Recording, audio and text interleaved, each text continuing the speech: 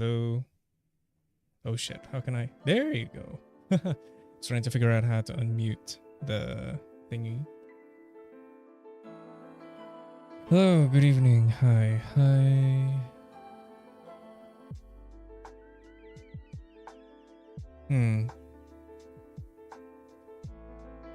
Alright. Should be working. Wonder how's the audio. Just give me one moment. Why am I checking through there? Let's hear infinite loop of me. Hello. Let's hear infinite loop of me. Hello. Alright, okay. Should be enough. If I mute now, it's not gonna keep playing the same sound over and over again, right? I hope so. Oh well. Something that I've noticed is that the voice is very, how should I put it? Very condensed, I guess. Am I being too harsh with the voice limiter? Could be. Because like, if I don't really enunciate the things that I'm saying, it's very easy for my voice to be drowned out. That the things that I'm saying, it immediately affects the clarity of things that I'm saying.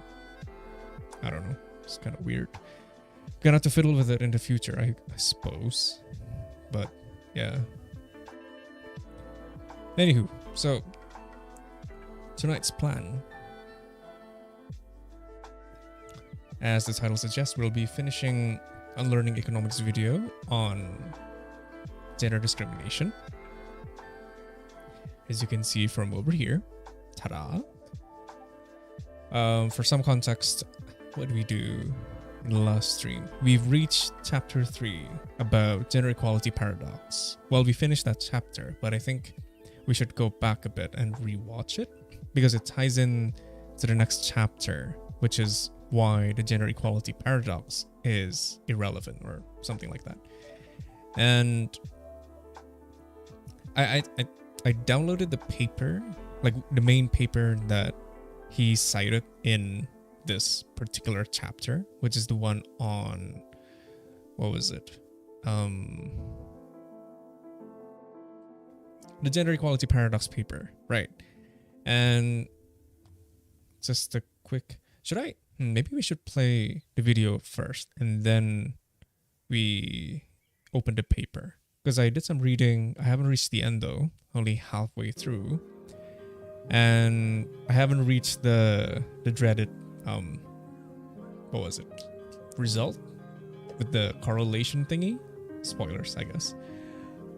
But yeah, it's an interesting paper, I have to say. And I'll admit that I think the authors came into the paper, well, they explained the findings of the paper with the same mindset as I did.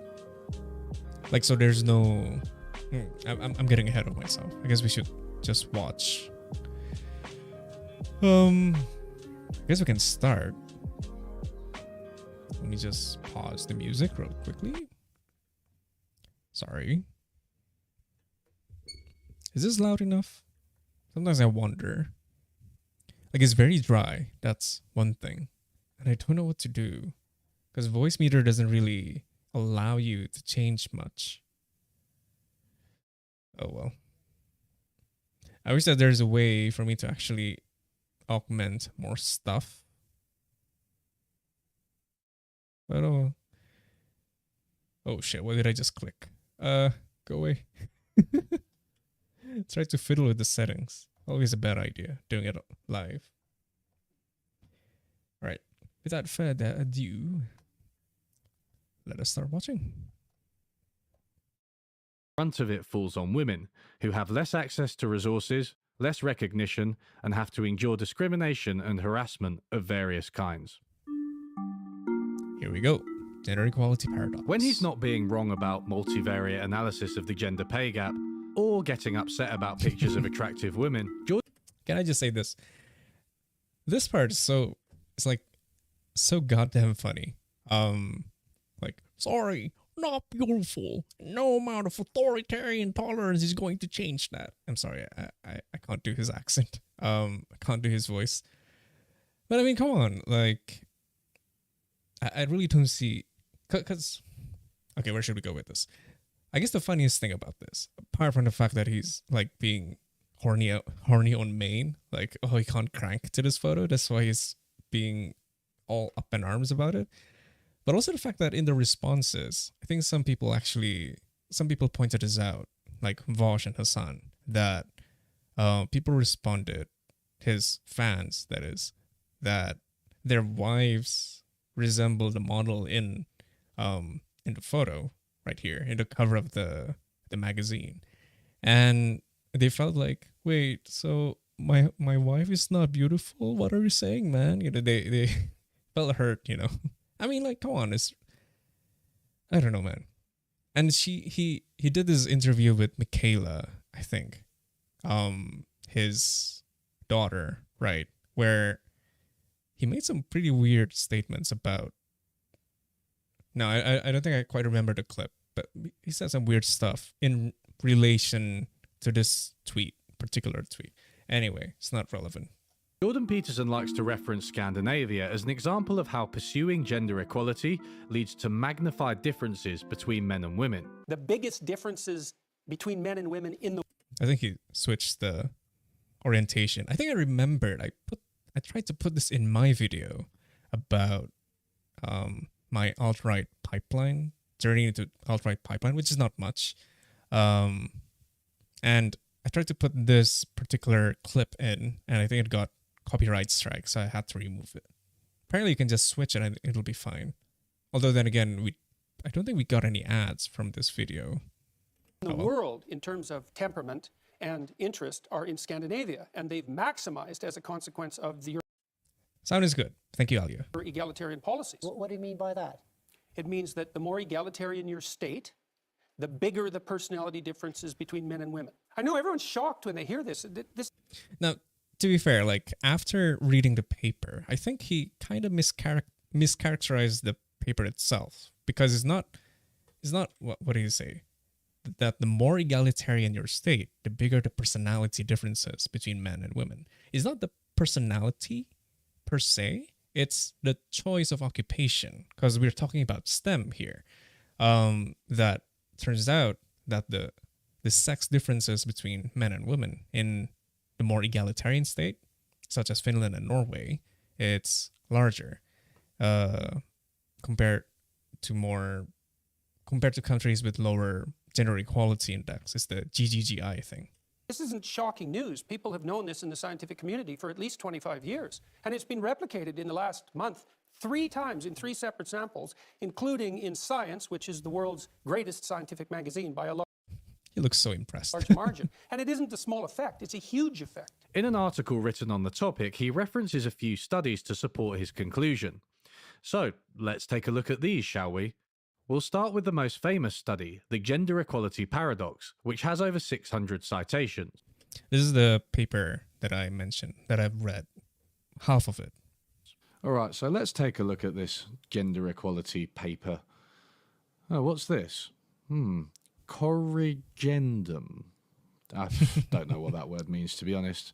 Nobody knows what that word means. Let's scroll past this. Let's get to the actual paper. As Peterson claimed, this paper finds that gender equality is correlated with a lower propensity for women to pursue careers in STEM, science, technology, engineering, and mathematics. According to the paper, women are perfectly capable of pursuing STEM careers, as judged by school test scores, but they don't want to. The number of women in STEM is much lower than the number of women who could be successful in STEM. The introduction of the paper closely follows Peterson's interpretation. We found that countries with high levels of gender equality have some of the largest STEM gaps in secondary and tertiary education. We call this the educational gender equality paradox. For example, Finland excels in gender equality. Its adolescent girls outperform boys in science literacy, and it ranks second in European educational performance. With these high levels of educational performance and overall gender equality, Finland is poised to close the STEM gender gap. Yet, Paradoxically, Finland has one of the world's largest gender gaps in college degrees in STEM fields, and Norway and Sweden, also leading in gender equality rankings, are not far behind. Now, so like, it's all fair in this paragraph, this snippet from this study. Now, the thing is, like, when you take into consideration the how Peterson uses this finding, he implied as if there's something natural as to why it became this way. And actually, maybe we should start looking at the study itself. Hang on, let's switch. I think I have it open already. Oh, it's closed actually. Ta-da! There you go. Gender equality paradox in science. I don't have the corrigendum statement here though. I guess we'll have to wait. Maybe I didn't download it from the right source. As you can see, I've highlighted some stuff.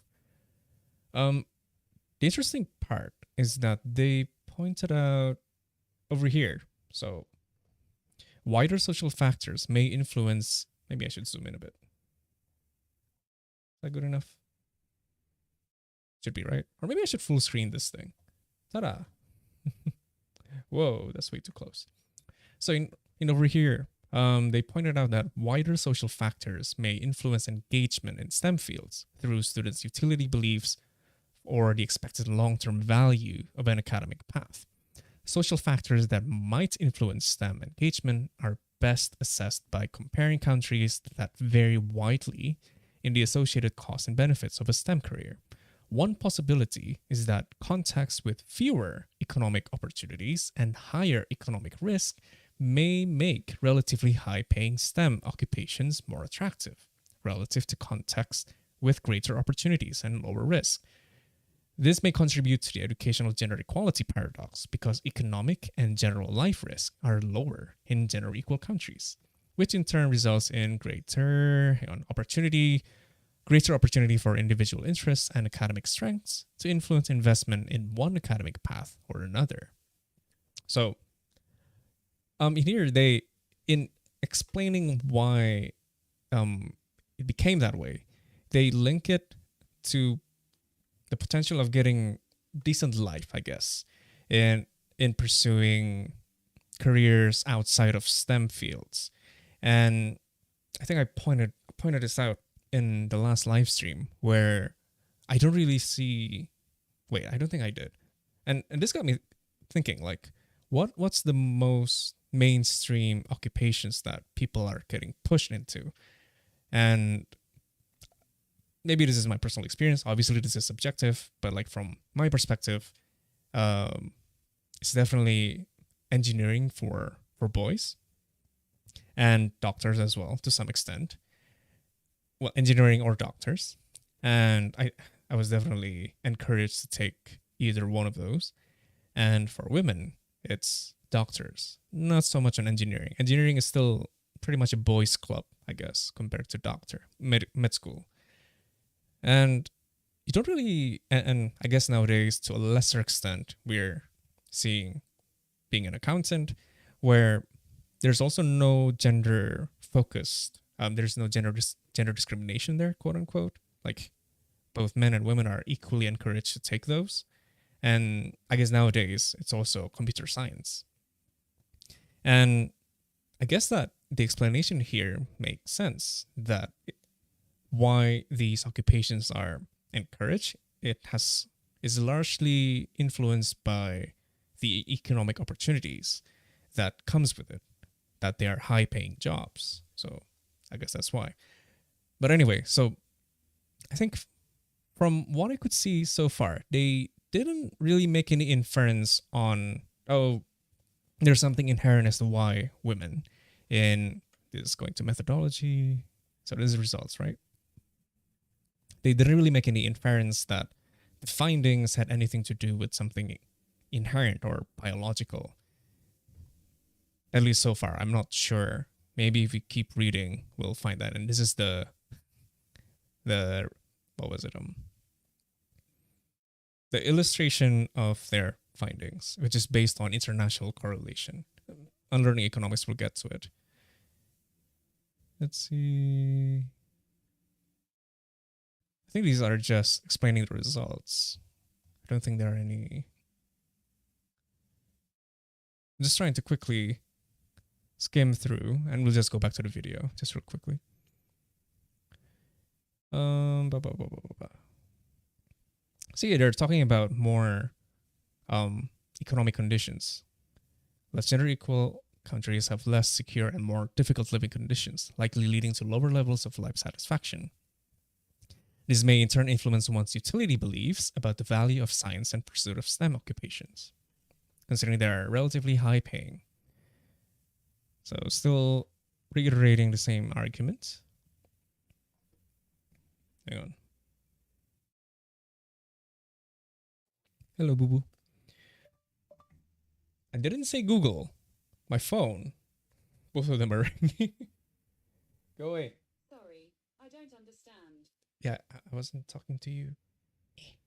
Go away. Phone. There you go. Sorry. What was it? Okay. Maybe this is the interesting part. Accordingly, we tested whether low prospects for a satisfied life may be an incentive for girls to focus more on science in school. Oh, this is still the same thing then.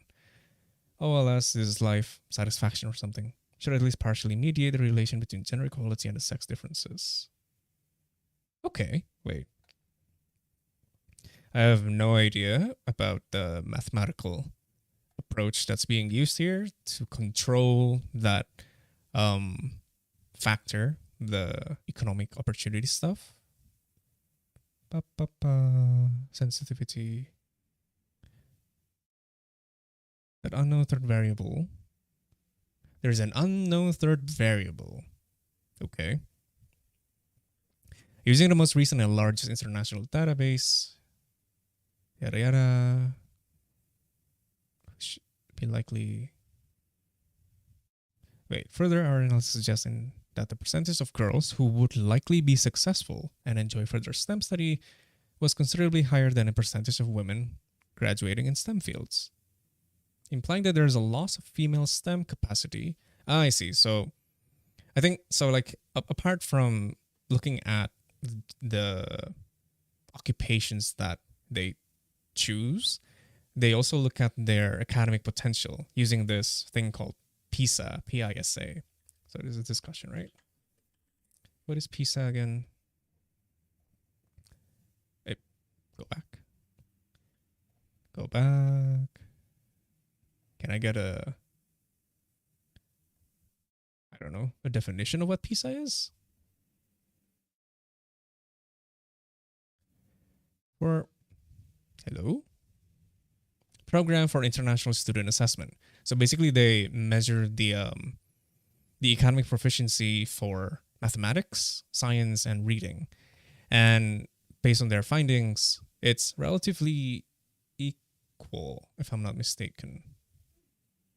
Like it's still slightly higher for boys, like 46% or something. I'm not really doing a good job at explaining the findings. Okay. Results, sex difference in science literacy. So boys outperformed girls in 22 countries, but still pretty close, I would say. And then academic strengths. Boys intra-individual strength. This is in this is related to the it's kind of like the average, I guess, between math, reading, and science. So for strength, it's significantly larger for boys than that of girls. By significant is not by the numbers, but like statistically significant. Because when you look at the numbers, it's actually not that different. And I think they tried, hang on. Percentage of students who have individual strengths in science, mathematics, and reading. Students' individual strength. What science? Now, I'm not entirely sure about this. Like, how is it exactly different to the previous conclusion? So, like in here, they said that this contrasts with the above analysis, like this one, that focus on the overall magnitude of these strengths independently of whether they were the student's personal strength. from this one, or are they referring to this? Like, I'm not entirely sure, honestly. But anyway. What were you doing? How did we get here exactly? PISA. Okay, discussion. I think we need to zoom in a bit more. Okay. In our explanation of this paradox, individual students may make any decisions. Yada yada. Boys on average had personal academic strength in science and mathematics. Girls in reading comprehension.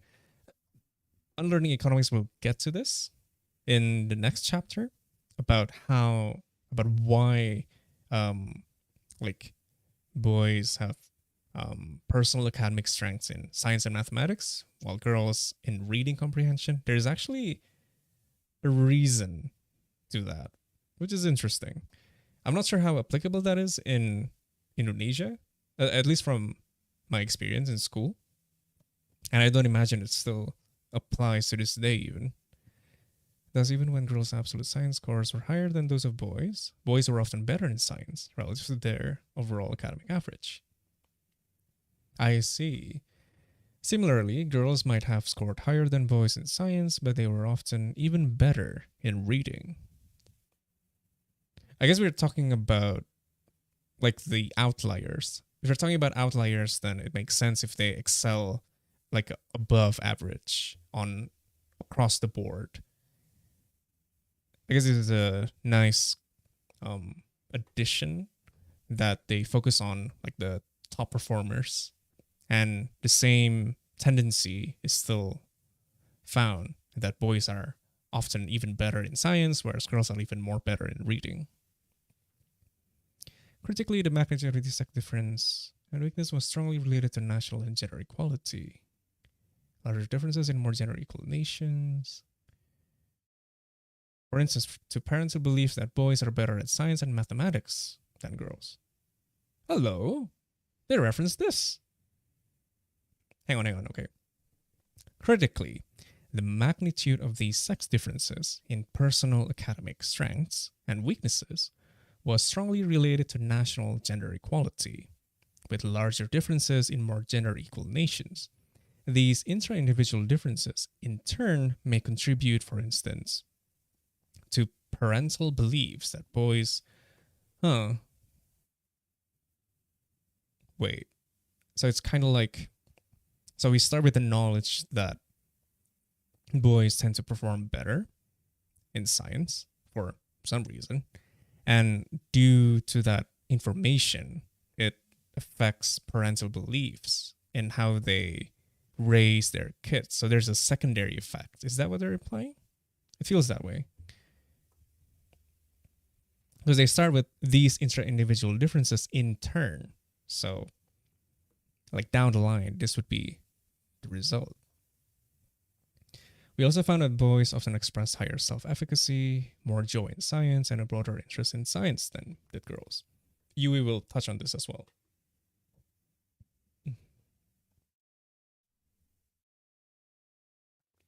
These differences were also larger in more gender equal countries, blah, blah, blah.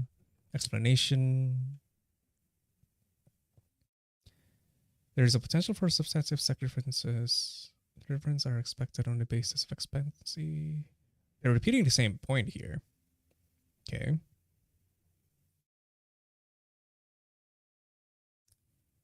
Is that the liberal mores in these cultures, combined with smaller financial costs of foregoing a STEM path, amplify the influence of intra-individual academic strengths. I see. These result would be the differentiation of the academic foci of girls and boys. But they didn't really explain like what informs the result. Like they explain how in more gender equal countries, which tends to be more liberal, of course, means that there's more economic security and whatnot. Means that with more economic opportunities, and they focus more on the economic reasoning, but they don't really explain why then girls are incentivized are disproportionately incentivized, I guess, to forego a STEM path compared to boys. That's what I would like to know. I think that's the limitation of this study. Whatever the processes that exaggerate these sex differences, they're abated or overridden.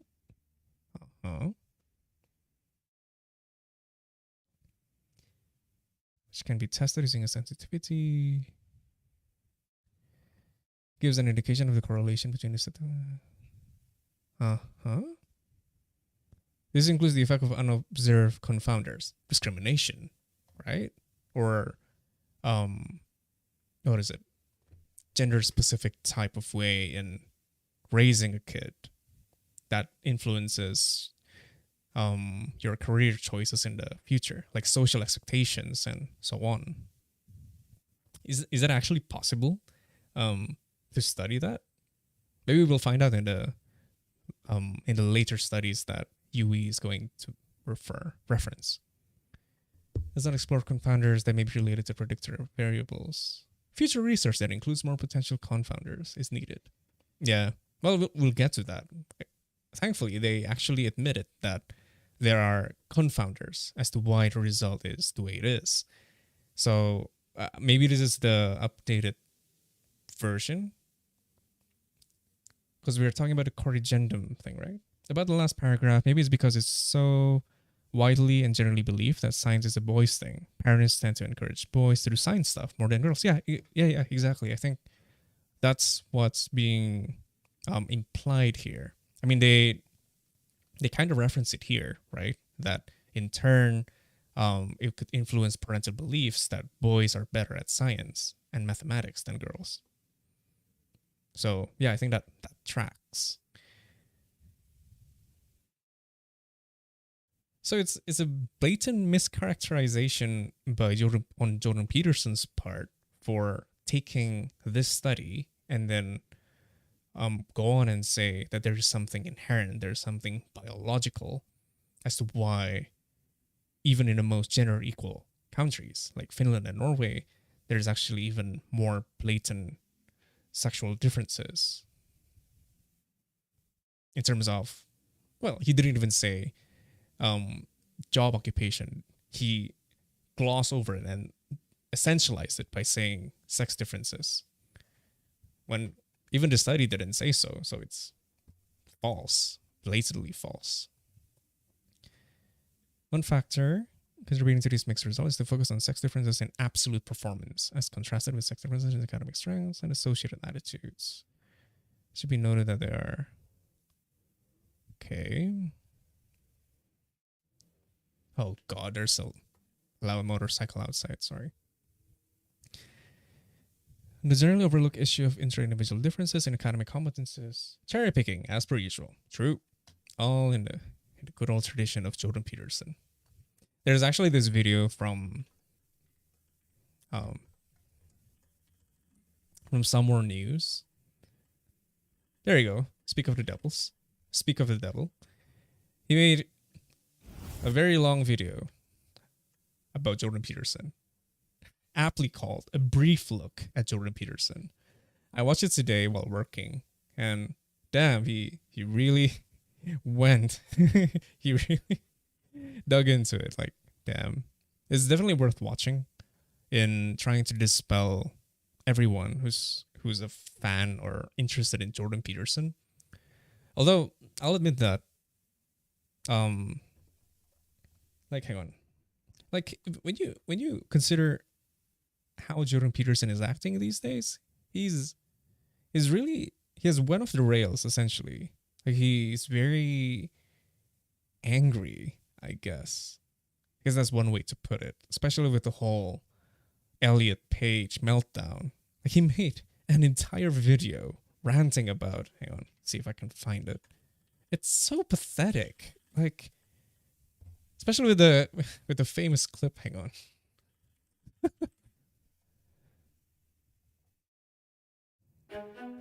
Shut up. Return home. Does he still have that video up? He must. It's like his debut to Daily Wire. Wait. Where is it? Where's the fucking thing?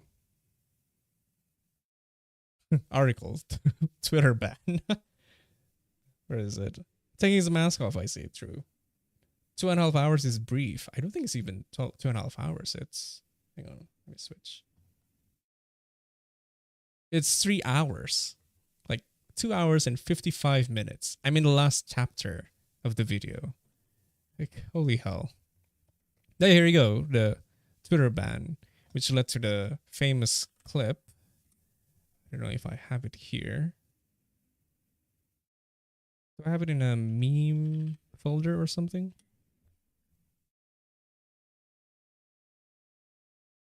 This one. Up your Wait. This famous clip. woke moralists. We'll see who cancels who. Like, I mean, who can look at that guy and still take him seriously? Like, geez, only for basically dead naming Elliot Page. That's one. For refusing to using the same his actual name, Elliot Page. Like, I don't know. Infuriating. Yeah, I know, right? Like, jeez. You should see his video. It's maybe from another person's perspective as they are reviewing it, and just have a laugh.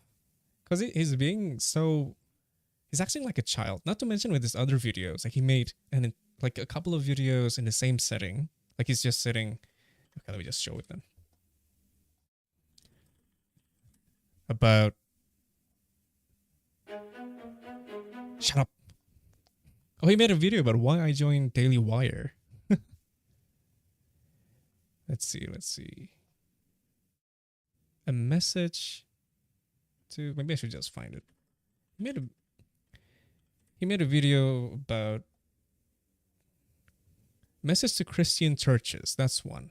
And in the next one, he made another video, message to Muslims. And someone pointed out that it's pretty understandable why he made a specific video for Muslims. Because apparently, well, maybe not surprisingly, honestly, when you consider his beliefs and the message he's trying to push, that in Middle Eastern countries or in conservative countries, he's actually quite prominent. And it really got me thinking, like, is he famous in Indonesia as well? Like, not just his books, not the self-help books, the 12 Rules for Life part, but the whole, all of his political messaging. Because the most mainstream that I've ever seen him before was in that, what was it? In that Twitter account, Arya Julid, that thing, where they posted a clip of Jordan Peterson talking about how, what was it? That women should reconsider their direction.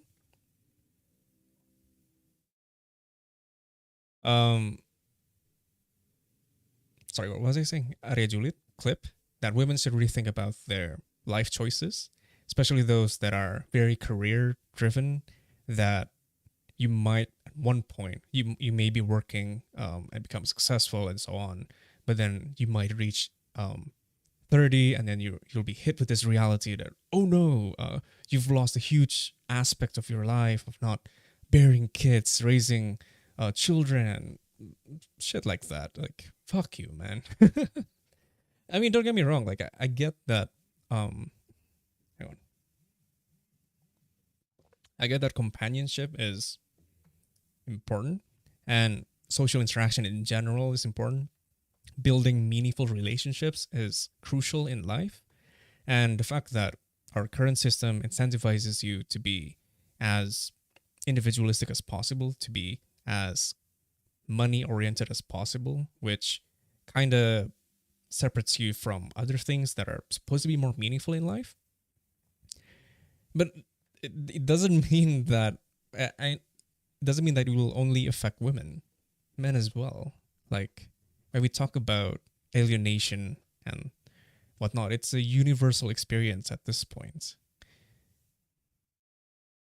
As always, Peterson missing the point and focusing on the wrong on the wrong side just to push for his political agenda, I guess. Like at this point, it's impossible to consider him as an impartial academician, especially considering his more recent videos. I think he's come to the realization that it's just more lucrative becoming a propagandist instead of an academician.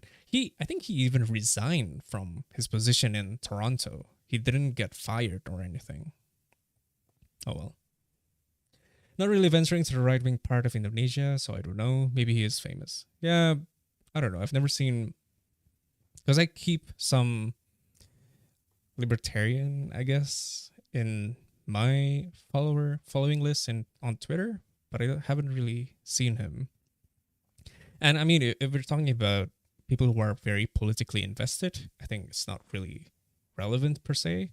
I would be very concerned if he became mainstream, like politicians, let's say, citing him, or I don't know, more mainstream influencers, I suppose, if they recommend him, if they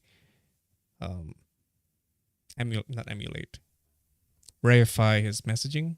Although I imagine that without them knowing Jordan Peterson, they would intersect a lot because, well, we're talking about conservatives. Anyway, Stunlock. Let's go back. To the video? Yeah, to the video. I'll just full screen this at this point. Is that okay? Yeah. Peterson is representing the study accurately. He didn't. He said sex differences. Let's go back to the clip.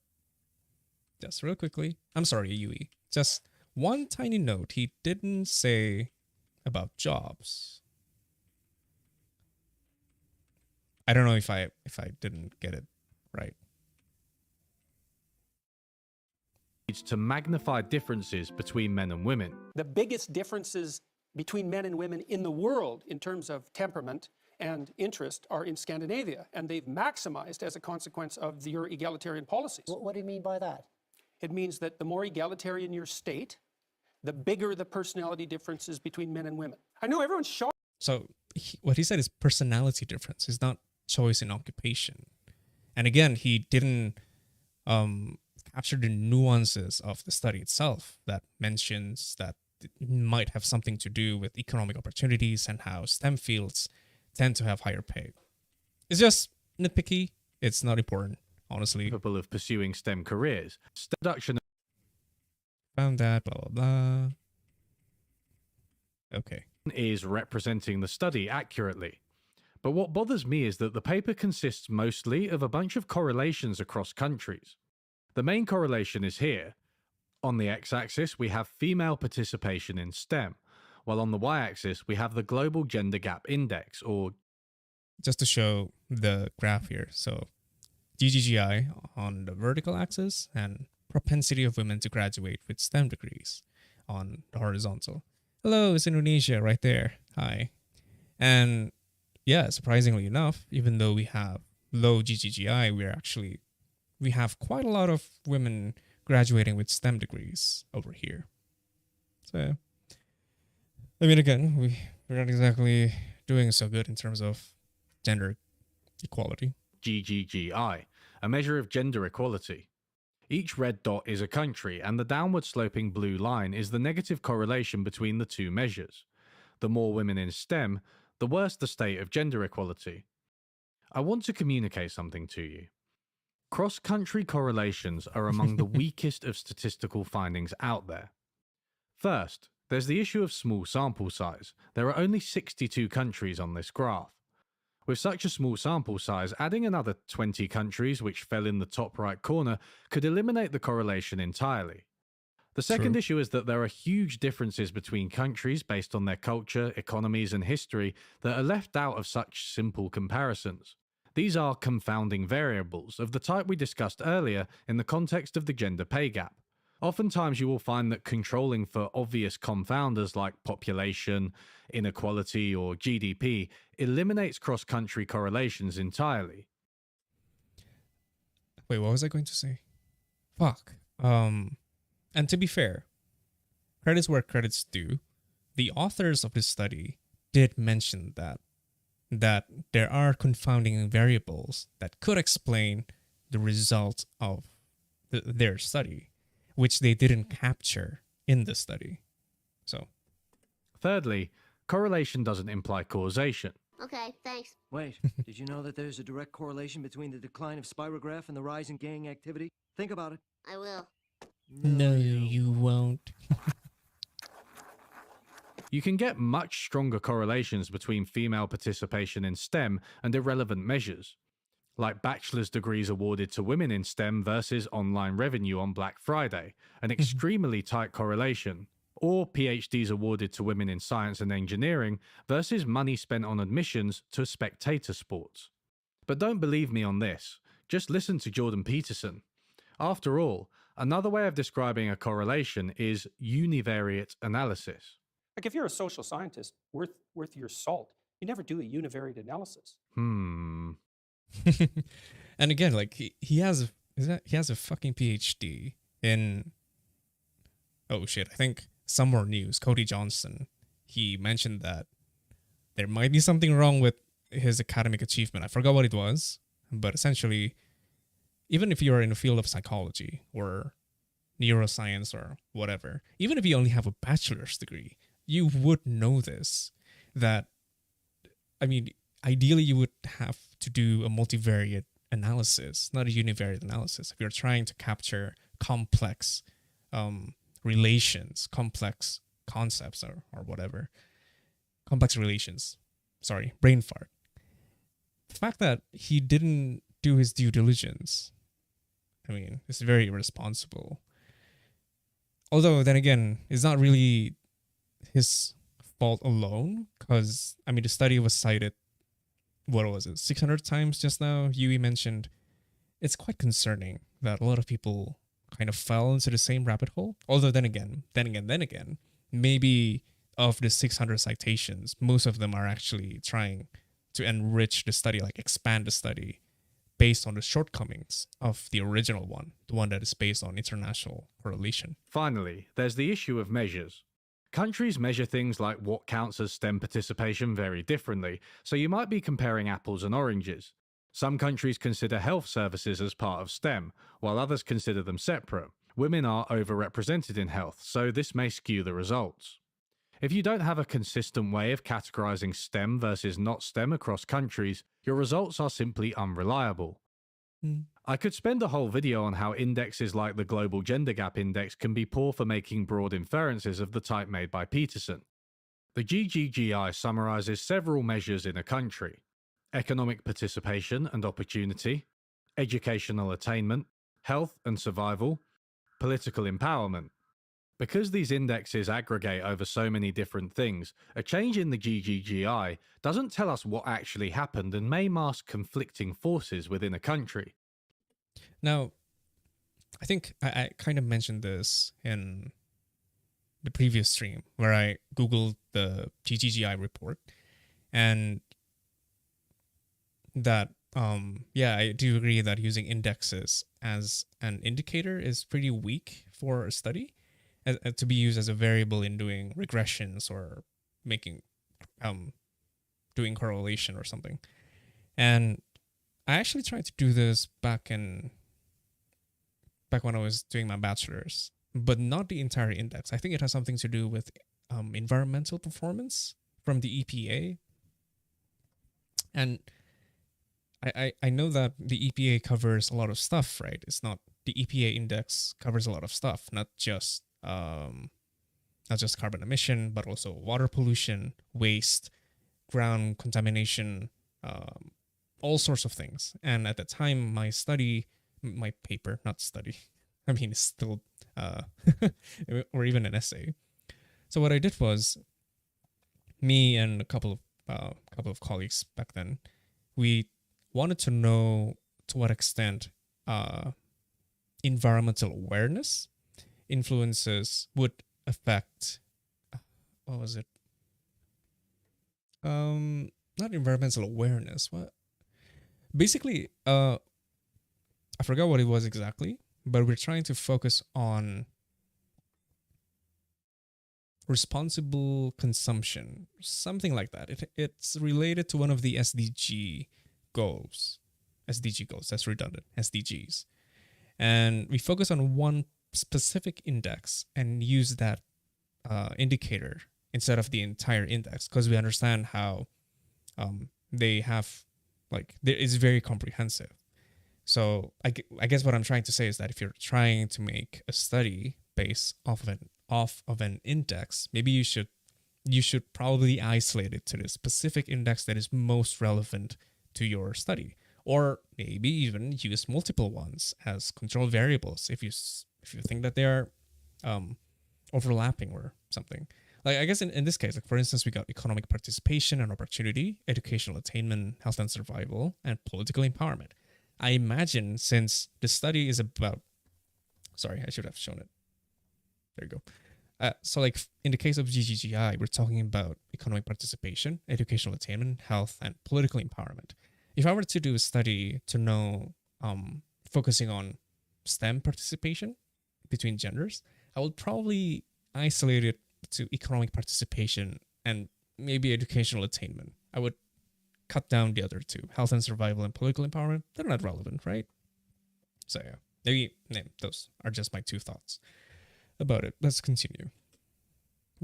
Continue? There you go. To take an extreme example, women could get the vote, but simultaneously get banned from employment in certain industries, and the index might not change much overall. The GGGI also misses important things like cultural expectations placed on women. As one article put it, while it may be good at identifying the countries where a woman can win an election, it's bad at identifying the ones where she'll be welcome in a physics department. Sarah Richardson and her colleagues actually correlated a different index of gender equality with the percentage of STEM degrees awarded to women and found no correlation whatsoever. That's curious. Maybe it has something to do with that corrigendum business. Alright, so let's just figure out what this word means. Corrigendum. Corrigendum. A thing to be corrected, typically an error in a printed book. Oh. Still find that funny. Well, it turns out that the original gender equality paradox study came under some sustained criticism from Richardson and others. This resulted in a debate published in the journal which included this graph, as well as a correction by the original authors. Stowett and Geary said they'd used one measure of STEM participation, but they'd actually used another, so they had to clarify that as well as a few other things. I don't want to mislead you here. A corrigendum is not the same thing as a retraction.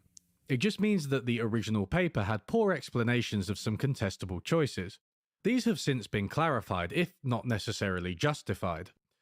So maybe the paper that I got is the correction. Maybe that's why there's more explanation. Who knows? Maybe. But this all speaks to the question of how robust the finding is and what we can infer from it. Now, I could just stop here. Small sample sizes, omitted variables, contestable measures, and correlation doesn't equal causation are enough to go on.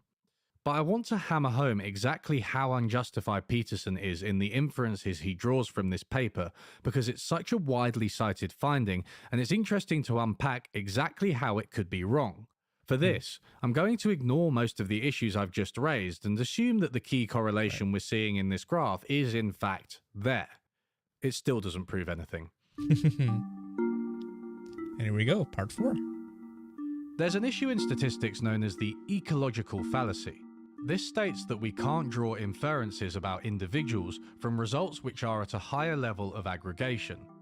The classic example is a researcher who saw that suicide rates in Protestant counties in the USA were higher than those in Catholic counties, and concluded that Protestantism was associated with suicide. But it turned out that when you looked at individuals, the people dying by suicide in the Protestant counties were not actually the Protestants themselves.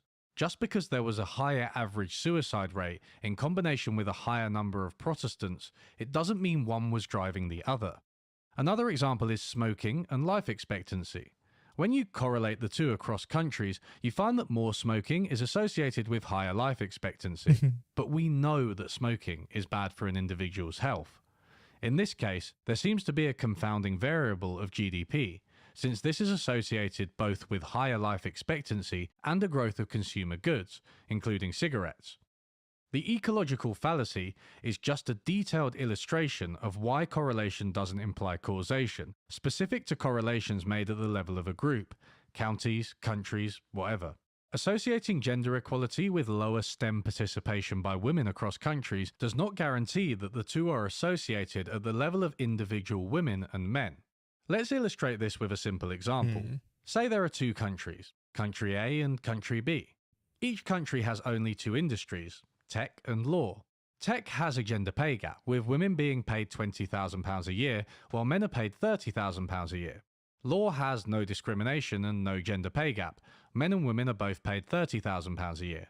Let's say that country A has 20 out of every 100 women in tech and 80 out of every 100 women in law. It has 50 out of 100 men in tech and the same in law. Country B has 40 in 100 women in tech and 60 in 100 women in law. It again has 50-50 men in tech versus law.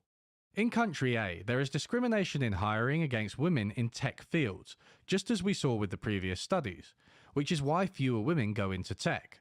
Country B also has discrimination against women in tech, but less so more women go into it. If you measure the gender pay gap in each country, you will find that it is higher in country B. Why? Because in country B, more women are in unequal tech versus equal law.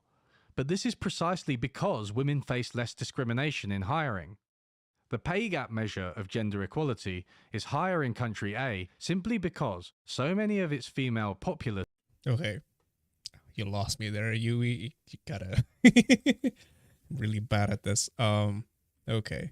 Let's say that country A has 20 out of every 100 women in tech and all right, I need to take notes of this. Sorry. It's the uno momento, please.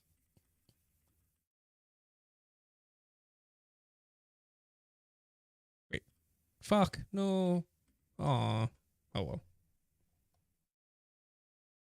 Sorry, wrong scene. So we can forget about that and put... Oh, no.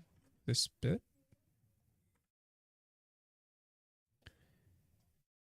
So this is part 4. Why the paradox doesn't matter. Okay. So 80. Let's say that country no jobs a year, tech and okay, law. we need to start with a number. Tech right? has a gender. So we got tech and law. And then tech has a gender pay gap. The pay gap, with women being paid £20,000 a year, while men are paid £30,000 a year. Law Right. has no Law has no discrimination. Cool. discrimination and no gender pay gap. Men and women are both paid £30,000 a year. Cool. Let's say that country A has 20 out of every 100 women in tech and 80 out of every 100 women in has 20.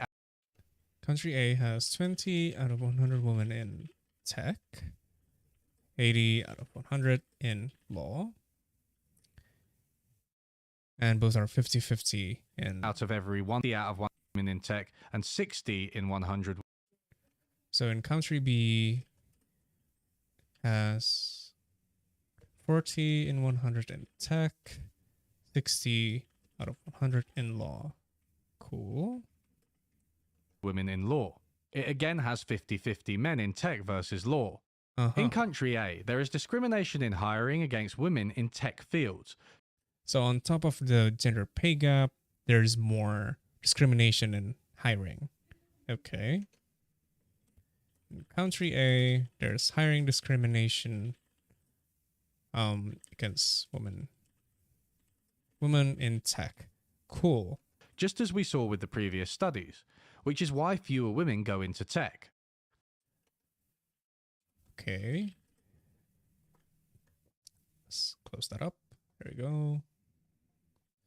Which means there are less women in tech. Country B also has discrimination against women in tech, but less so. Ah, I see. So Wait. In country B, there is also hiring discrimination, but less so. Fuck. Wait. But less so. So more women go into it. But why? Is it is it evident from the number of women in tech in country B? I guess so. Hence, higher ratio of women in tech? Okay. Let's assume So that is the more women case. go into it. If you measure the gender pay gap in each country, you will find that it is higher in country B. How so? If law pays more. The Wait. gender pay gap in each country, you will find that it is Oh, the gender pay gap. Right. It makes sense. It makes sense that the gender pay gap is higher in country B because more women are in tech, which pays less than law, even though there is less discrimination. higher in country B. Does that make sense? Why? Because in country B, more women are in Yeah. unequal tech versus equal law. But this is precisely because women face less discrimination in hiring. Uh-huh. The pay gap measure of gender equality is higher in country A simply because so many of its female populace are in law, having been driven out of tech via discrimination. Does it mean that means we need more discrimination to drag women into high-paying jobs? This example features higher gender equality by one measure, the gender pay gap, going hand in hand with more severe gender discrimination by another measure, reluctance to hire women. It speaks again to the multifaceted nature of gender discrimination and why crude correlations are uninformative. I'm not saying this example is realistic. I'm trying to establish one thing. It's extremely easy to generate a counterexample that produces the gender equality paradox in aggregate, despite still featuring discrimination against women. I did it in half an hour using Microsoft Excel, and I'm a fucking idiot. One way of putting the ecological fallacy is that you can't I love that the audio got cut in real quickly there. Microsoft Excel, and I'm a fucking idiot. One way of putting the ecological Lame. fallacy is that you can't infer from a high level of analysis to a low level of analysis. You can't go from country level to state level, you can't go from state level to county level, and you can't go from county level to individual level. And you certainly can't go from country level to individual level. That's 3 whole steps at once. To overcome the Oh God, this is why I hate methodology. it in half an hour Okay. fallacy is that you can't infer from a high level of analysis to a low level Okay, you can't infer from a high level of analysis to a low level of analysis. Right. of analysis. I don't follow. You can't go from country level. That's 3 whole steps at once. To overcome the ecological fallacy in our previous examples, we'd need data showing that individual Protestants aren't actually more likely to fall victim to suicide, or data showing that individuals who smoke more have a lower life expectancy. Yet the authors of the gender equality paper interpret their paradox as a story about individuals without the relevant data. Life satisfaction is higher in gender equal countries. And we think that when life satisfaction is higher and when people feel more secure in a society, they feel they can do what they really like. They are less driven by economic interests. Okay. So the nuance is actually included here. That's good. And by the way, the study is actually quite recent, like 2017 or something. I guess that's why we have a pretty good video on They it. do an additional test in this section. They use a measure of life satisfaction to mediate the negative correlation between gender equality and STEM participation. The idea is that as gender equality increases, there are better prospects for a satisfactory life, and women are free to pursue other paths than STEM. In less gender equal countries, they may be forced to pursue STEM for economic security, despite not truly wanting to, and their life satisfaction may be lower because of this. Therefore, life satisfaction is an intermediary step between gender equality and less STEM participation. Intermediary, mediation, you get it. They find that life satisfaction does Fuck you. mediate the relationship, but only partially, and admit that this part of their analysis is limited because there may be other confounding factors. Reminder that this is still done at the level of countries, not individuals, and is unable to show causality. Anyway. Okay, just one moment. I think there's something about the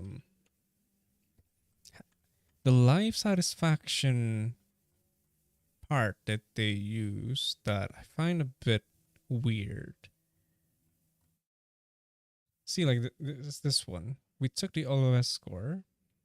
It's very perceptive driven, I guess. So here's the question, right? Please imagine a ladder with steps numbered from 0 at the bottom to 10 at the top. Suppose we say that the top of the ladder represents the best possible life for you, and at the bottom of the ladder represents the worst possible life for you.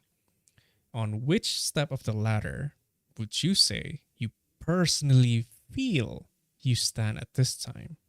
Assuming that the higher the step, the better you feel about your life, and the lower the step, the worse you feel about it. Which step comes closest to the way you feel? It's very subjective. So I think they could have come up with a better indicator to capture that, to capture the more economically secure part. I don't know, with wider social safety nets, let's say, or less wage differences between sectors. I don't know. Maybe it pays better, right? I imagine in Finland or Norway, in Scandinavian countries, like jobs and social studies are better compensated, I imagine. I don't know. It's a bit weird that they use this. It doesn't sit well with me. Because then, like when we're talking about, because it's a very all-encompassing question, right? I mean, you could feel like you're at the bottom, but not driven by, but not significantly influenced. Not like, you may feel like you're at the bottom, but your job occupation may not be the driving factor as to why you feel like you're at the bottom.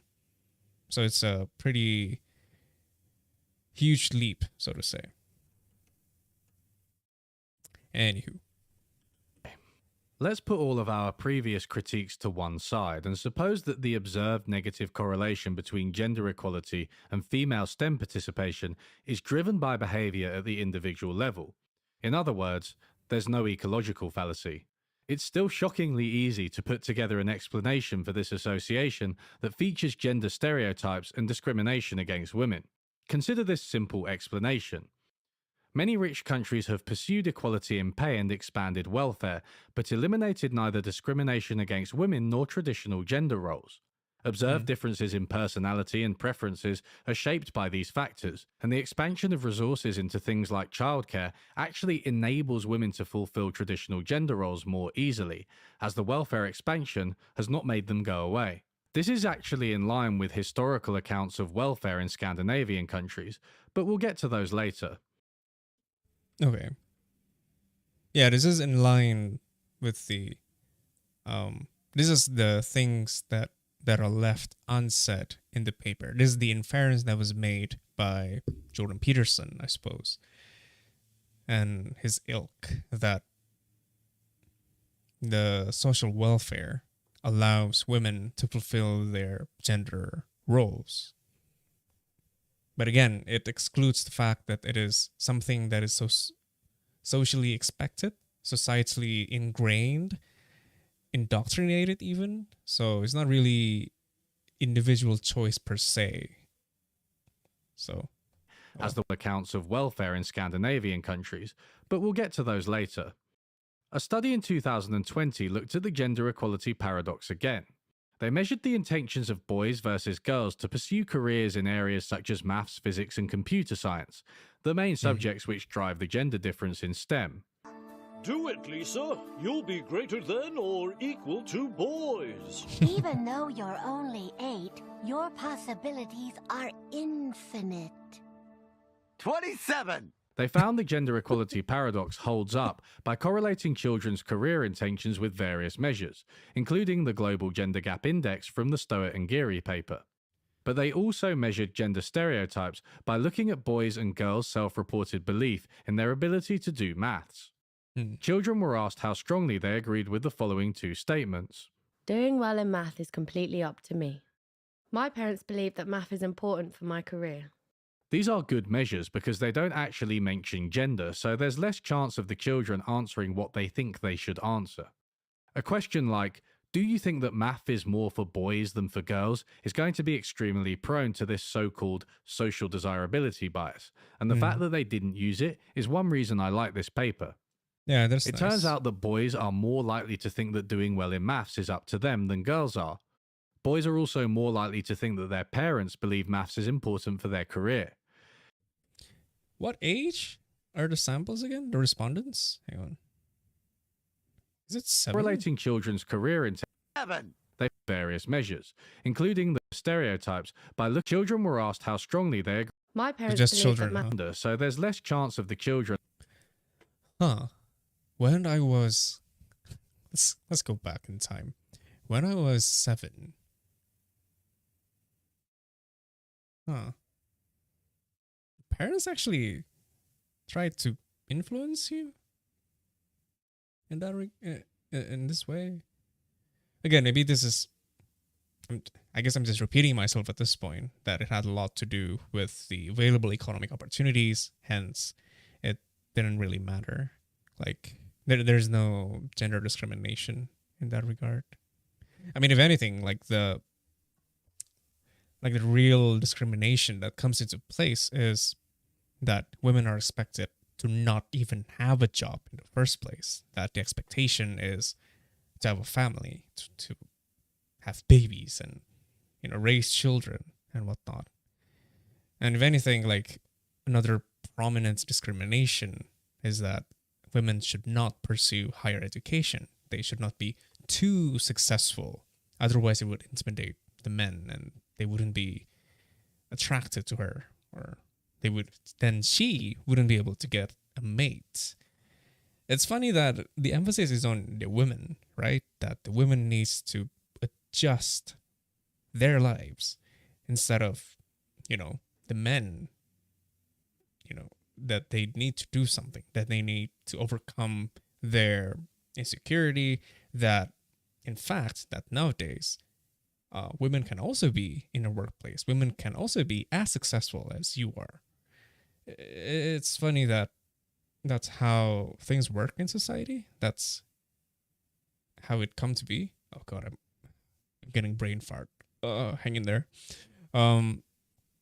Yeah, it's strange, really, that is the more prominent form of discrimination that we see. Oh God, suddenly I'm reminded of that tweet that kind of went viral like yesterday, I think. There's this person who made a tweet about how parenting is a lot harder for women, or raising a family, something like that. Raising a family, is it difficult for men? No, not really. It's harder for women. And then they elaborated on how men only have to raise money, bring food to the table, and so on, whereas women have to not only do that in some respects, but also have to serve their husbands. They also have to take care of their kids, have to raise them as well. Whereas men, they come home, they're too tired, they're not expected to do anything because, I've worked so hard and shit like that. And obviously, then people start blasting her and saying that, my dad worked really hard. It's so difficult. And the difference is that when men go through these hardships, they don't go complaining on Twitter. They only shitpost and make jokes because that's what we are. That's how men are. Like, fuck off, man. You're only perpetuating the very thing that intersectional feminism criticized that, hey, it's actually okay to open up, to acknowledge these hardships.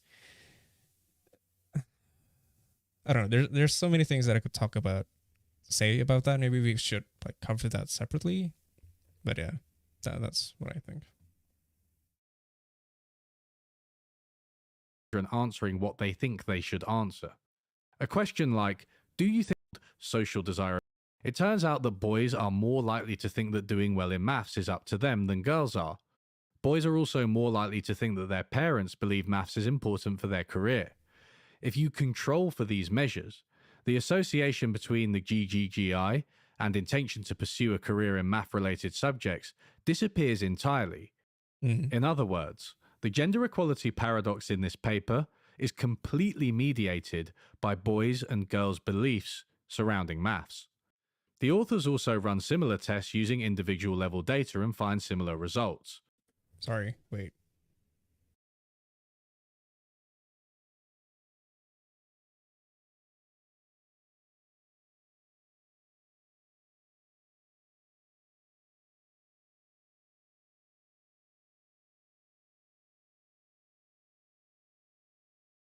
Sorry, my cat. He's in the cupboard.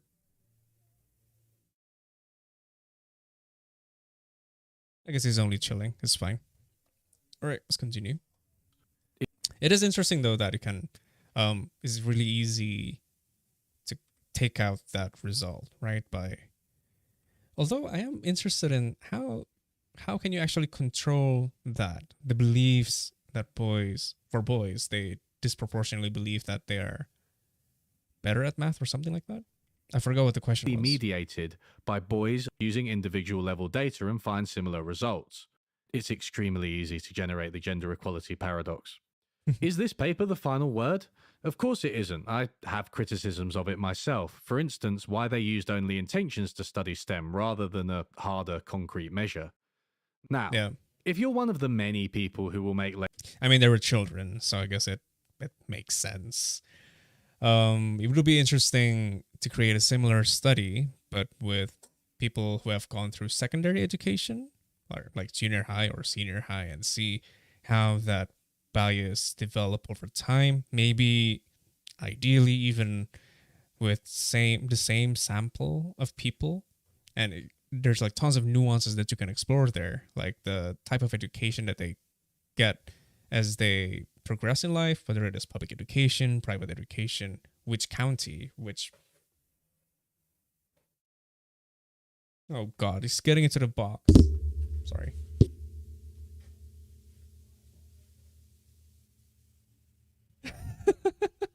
Oh God, so cute. Hang on. I need to take a photo of this. Hang on. Just give me a sec, okay? I'll play some music. Be right back, okay?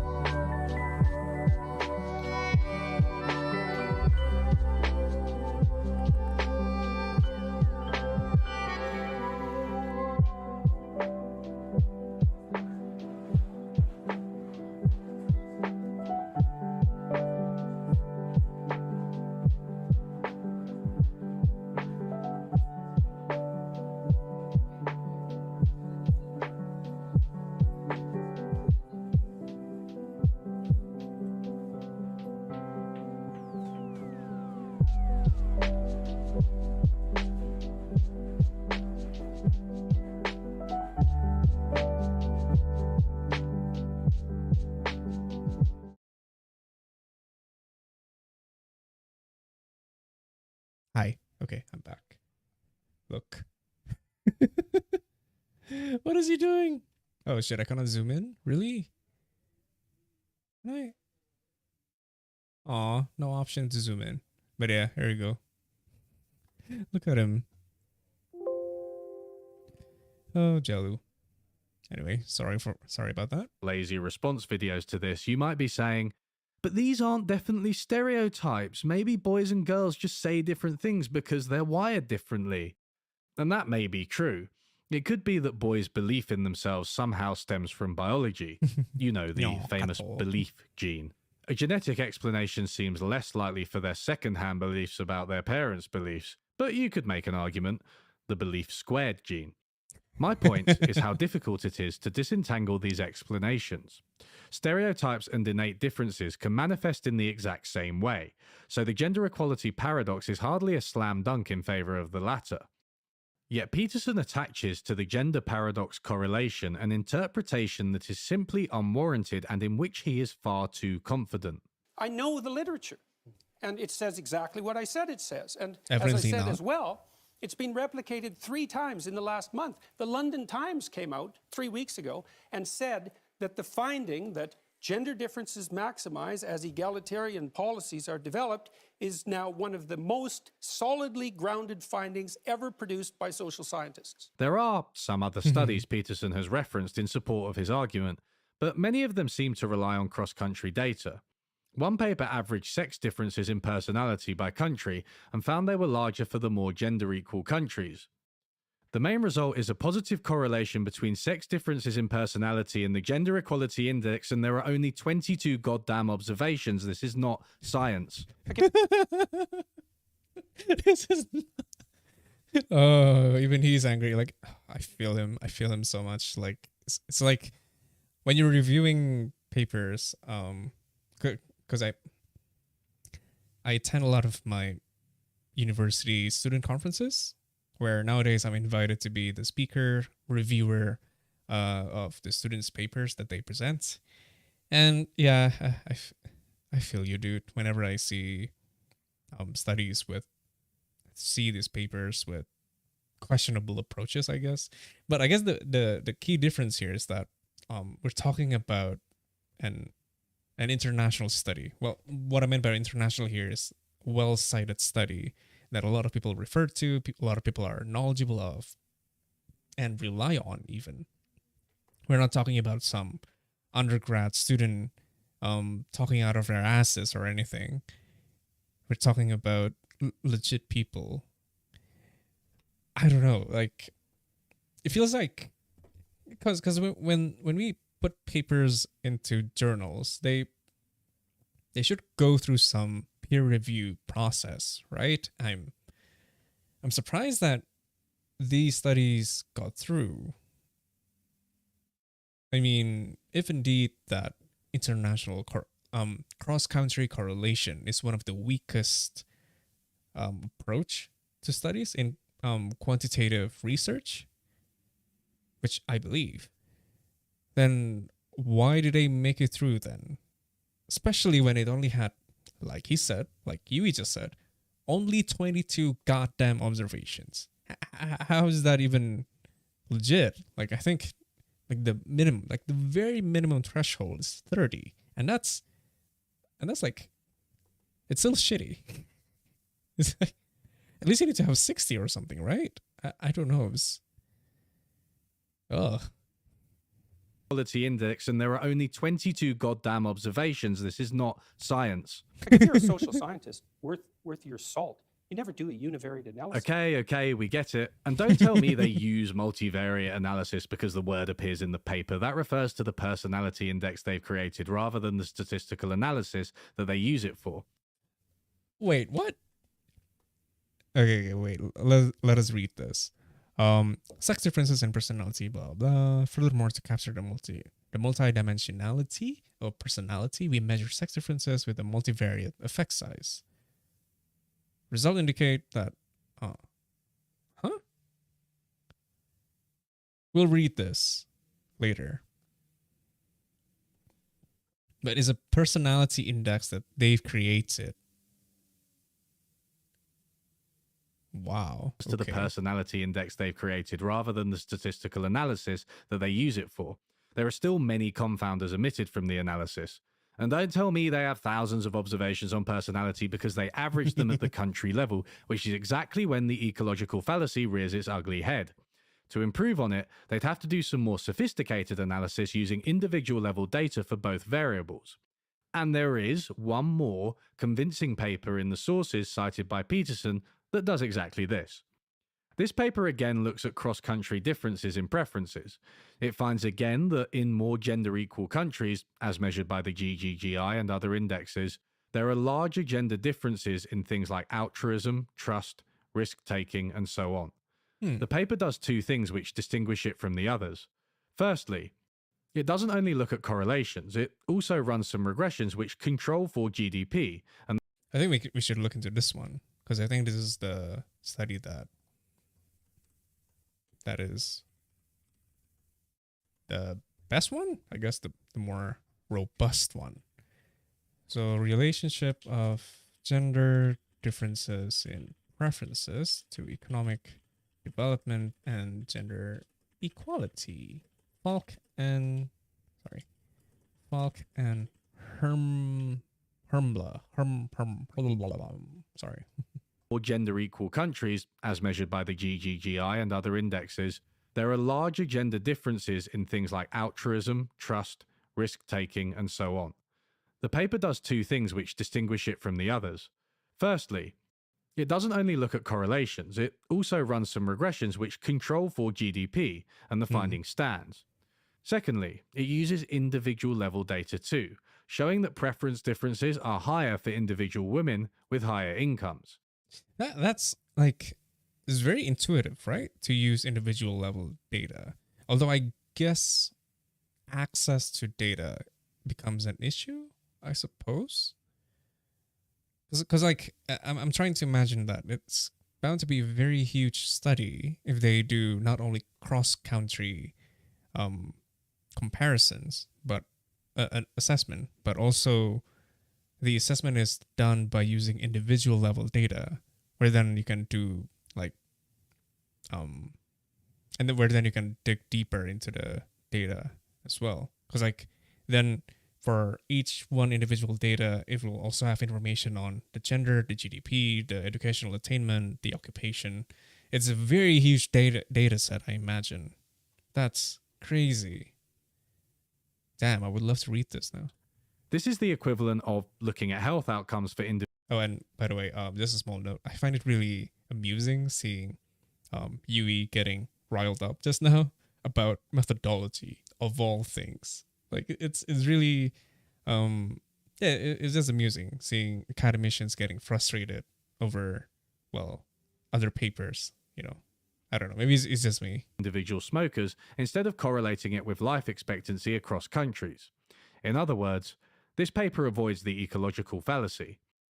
I'm kind of confused as to why the authors buried the lead by putting these results, the only individual level findings, in the supplementary materials instead of the main paper.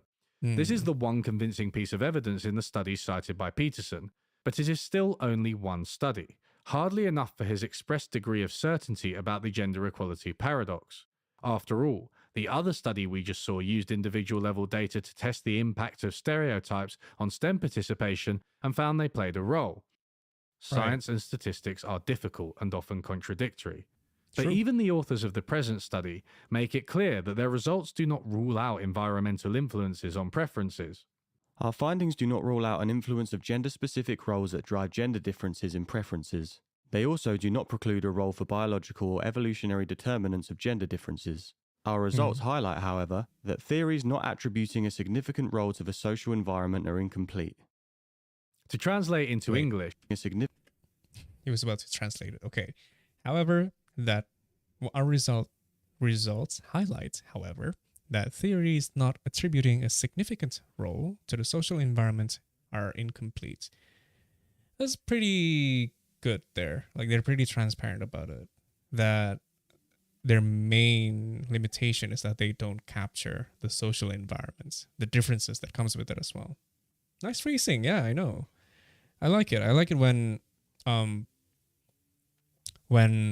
academic studies that the authors have their own narrative chops to it, writing chops, that it makes it easier to read, is more not necessarily evocative, I guess, but more impactful, I guess. They kind of mean the same thing, although I guess evocative is more derogatory, I guess. I said I guess 3 times. I'm sorry. Anyway. Significant role to the There is a lot still up in the air in the nature-nurture debate about gender roles. True. This simply isn't settled, and we're not going to do so here.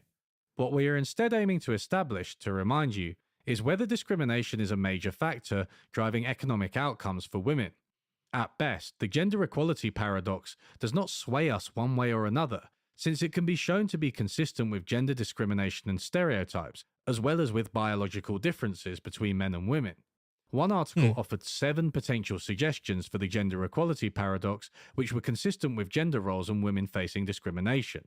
It's extremely easy to generate the gender equality paradox. So, what have we learned? Is it okay to infer causation from cross-country correlations? Could I marry my own son? No. Possibly not? Correct. Or is it? As with the gender pay gap, What the the fuck is analysis that? Peterson relies on is not sufficient to prove his point. The finding has many flaws, including a small sample size and confounding variables. It is also prone to the ecological fallacy, inferring conclusions about individuals from an aggregate level of analysis. Above all, it simply does not contradict a story where women are driven out of STEM due to discrimination. So let's move away from these kinds of studies. We've already seen quantitatively rigorous evidence on how women face discrimination in Western economies, but each country has a unique history, and if we're making these cross-country comparisons, it's informative to delve into how gender discrimination has evolved over time. This can shed some light on the more detailed historical context underpinning the individual data points. Here we go. One of the frustrating things about Peterson's interpretation of this data is how loose he is with some of the key ideas. He repeatedly refers to countries pursuing gender egalitarianism, but rarely defines exactly what this means. And that's a consequence of the free choice of men and women in the societies that have gone farther than any other societies to make gender equality the purpose of the law. And what you find is the more egalitarian the society, the more different the men and women become. A bit of historical perspective shows how shallow this analysis is, since gender egalitarianism isn't just a dial we turn up and down. Sexism and discrimination are complex creatures. The welfare states in Scandinavian countries have provided economic security for women while retaining the notion of gender differences. Throughout the 20th century, women were considered equal but different and expected to act as housewives raising children.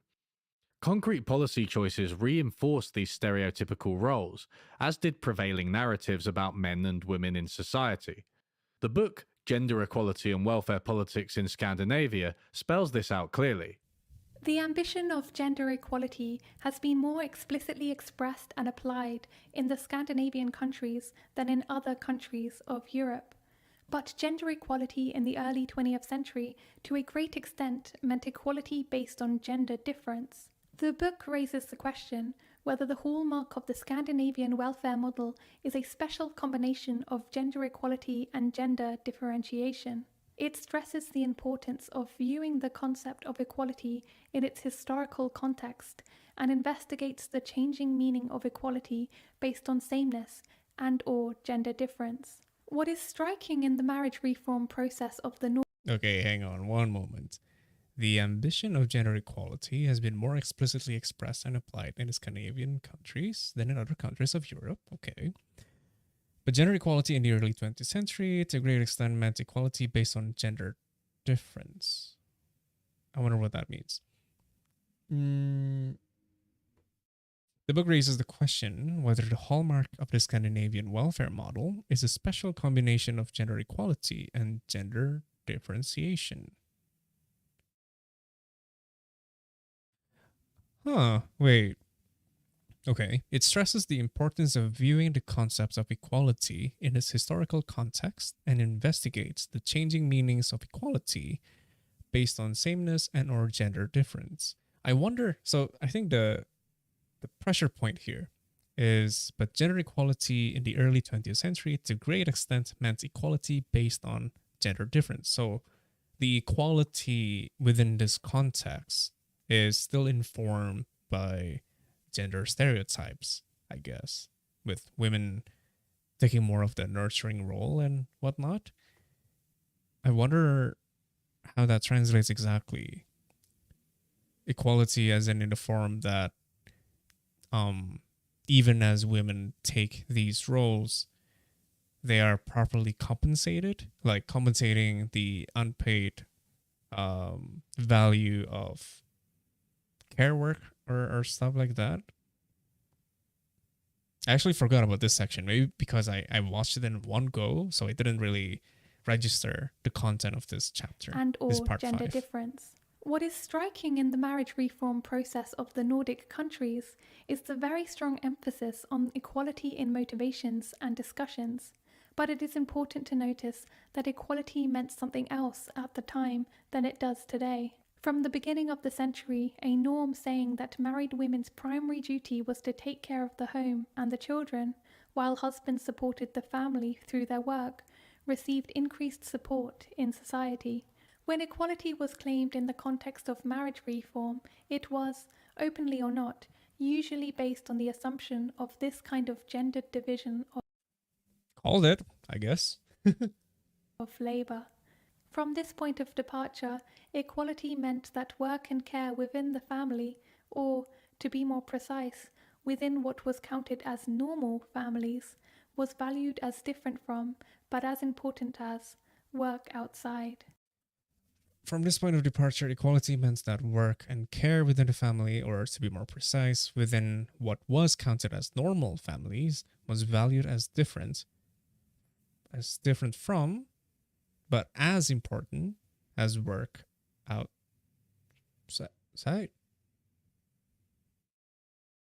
Hang on. Okay. When equality was claimed, let's read it from the beginning. What is striking in the marriage reform process in the Nordic countries is the very strong emphasis on equality in the motivations and discussions. Okay. But it is important to notice that equality meant something else at that time than it does today. I guess the marriage reform process in the Nordic countries happened after this, I guess. From the beginning of the century, a norm saying that married women's primary duty was to take care of the home and the children while husbands supported the family through their work received increased support in society. How does the welfare state come into place? When equality was claimed in the context of marriage reform, it was, openly or not, usually based on the assumption of this kind of gender division of labor. I see. Yeah, I'm still finding the parameters of equality. I still don't know. They're different. They're acknowledged to be different. They have different roles, but we pursue equality. But in what way? I think that's what's still missing. The Scandinavian countries are also different from one another, so we have to be careful when making generalizations. The differences between them actually further support the point I'm making, that economic equality for women often meant larger differences in gender roles. Denmark has a long history of men serving as the head of the household, including privileging men in their ownership of property and their tax responsibilities. Sweden originally had a similar system, but moved much more quickly to abolish it, while Norway recognized women's economic rights even earlier. However, and here's the crucial point, Norway has always had more of a focus on economic rights for women as mothers. The Norwegians only introduced equal parental responsibility for children in the late 20th century, with policies like men's custody rights and paternity leave. Other Nordic countries, and even the UK, introduced these policies in the early 20th century, decades before Norway. Norway's greater social emphasis on women's traditional role as mothers, homemakers, and caregivers actually went hand in hand with its greater recognition of their economic rights. Interesting. Right. Okay. Again, I hope that we'll get into it, like what exactly, like what and how Norway emphasizes the role of women as caregivers and whatnot, and what it meant by greater recognition of their economic rights. I would be interested to hear what that means. If not, then, well, we can just look it up after this. I guess that could be in our to-do list. Anyway. But that is interesting, though, that, yeah, the definition of equality matters a lot. Huh. And that's why you shouldn't use indexes. Or at least you should use the sub-indexes if you want to do a study. Because then now the line becomes muddy. Because I imagine that within this case, the economic participation, I think that's one of the main indicator, might be high for Norway and other Scandinavian countries, but in terms of political empowerment, let's say, it might actually be low. Who knows? Actually went hand in hand with its greater recognition of their economic rights. This could produce the so-called gender equality paradox even within the Scandinavian countries. Norway may be higher on gender equality but lower on female STEM participation because women have been more closely linked with their traditional role as mothers, including being supported for it economically. It's extremely easy to generate the gender equality paradox. Now, this gender equality book was probably written by postmodern neo-Marxists. Ah, fuck. Couldn't resist. Peterson and his ilk seem to enjoy making a big deal. That's a pretty good impression. Equality book was probably written by postmodern neo-Marxists. That's a pretty good impression, right? Postmodern neo-Marxists. No, I can't do it. Couldn't resist. Peterson and his ilk seem to enjoy making a big deal out of saying, even left-wing people agree with me. His blog post reads that a paper confirming the gender equality paradox was published in Science by researchers at Berkeley, hardly a hotbed of conservatism and patriarchy. So let me give the obverse a go. The right libertarian website CapX has an article by Nima Sanandaji which argues basically the same thing as gender equality and welfare politics in Scandinavia. Nordic welfare states have promoted gender divisions. Sanandaji cites a study on the glass ceiling in Sweden. The study identifies a frozen pipeline, a lack of women who are going into well-paid professions and managerial roles. One reason, again, is that relatively generous childcare policies reduce the attractiveness of going into and staying in full-time employment for many women. In the USA, by comparison, going into paid work commands a much higher salary than child benefits, which has drawn women into the workforce and higher paying positions just to access resources. Claudia Goldin's study in the USA found that educational differences were no longer a key driver of the gender pay gap. As she says, as women have increased their productivity-enhancing characteristics, and as they look more like men. Sorry, why is the sound only coming from the left? The productivity the gender pay gap. As she says, as women have increased their productivity-enhancing characteristics, and as they look more like men, the human capital part of the wage difference has been squeezed out. The human capital part of the wage difference has been squeezed out. Okay, but... This is so in the USA, but not in Sweden. Mind. Huge differences in education choices help to explain Swedish gender segregation. Managers of manufacturing firms in Sweden are recruited from fields like engineering. But for every one female graduate in civil engineering in Sweden, there are 11 men. The Swedish system results in fewer women in higher ranked positions because so many women are not full-time workers with the appropriate educational backgrounds, and this has been driven by policy choices. So this is interesting. It's almost like saying when you... the welfare state that you develop, if it skews towards one than the other, could create this paradox, I suppose. Because yeah, it would make sense. Say like you're in a heterosexual marriage, and then as a mother, you are eligible for tons of welfare, let's say. cash transfers and the lot. It would make sense as a couple that you make the decision for the mother to stay, to forego their career, their potential incomes in the future, because then you'll get properly compensated. Compared to if, say, the husband stays. Interesting. I guess that's why, like, Indonesia's policy recently, the regulation, I forget what it's called, something to do with family, that increases the maternal leave, if I'm not mistaken, or something like that. There was some level of criticism that is not equal parental leave, that dads don't get to do the same. Hopefully we'll achieve that in the future.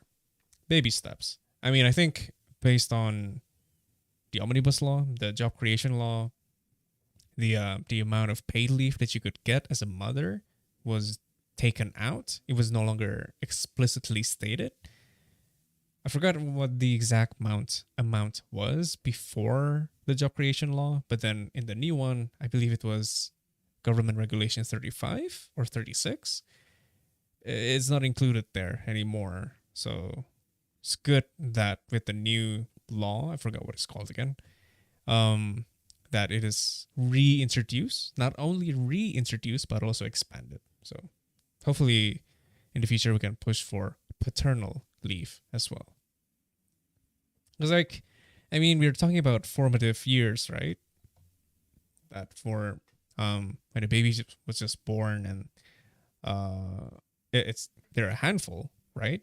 And it would be more ideal if both parties, or if not more, can be equally involved in the process. Like, I hate hearing the stereotypes that, oh, the dad is too hung up with work that they miss out on the baby's first word, or when the baby first started walking. You see this a lot in movies where the mom would call the dad while he's at work and say, like, oh, he just said his first word, and then he just said mama or dada or something like that, or send a recording of them walking. I mean, like, as a parent, like as someone who wants to become a parent, I don't want to miss out on that. Like, fuck, man. Like, it's a critical moment, and I want to be there. Oh well. Anyway, Sunlock again, as always. According to Sanandaji, this conclusion can be generalized. The rise of the Nordic welfare states was, however, a double-edged sword. It encouraged women to join the workforce, but it also created barriers to women's professional progress. The tax and benefit model, as well as publicly monopolized services, were constructed for typical families of full-time working men and part-time working women. Sorry, I zoned out just now. Fuck. This is Zoe Baker's voice, by the way. It's very distinct. You should check her out. She's pretty cool. She does anarchist theories, if I'm not mistaken. Yeah. Anyway, the rise of the Nordic welfare was double-edged. It encouraged women to join the workforce, but it also created barriers to women's professional progress. The tax and benefit model, as well as publicly monopolized services, were constructed for typical families of full-time working men and part-time working women. Okay. With the rise of the welfare system, women-dominated services such as education, health, and elderly care were made parts of public monopolies. Okay. A wage-setting system, according to which incomes rose very slowly, with little connection to individual performance, was introduced by the state in these women-dominated parts of the economy.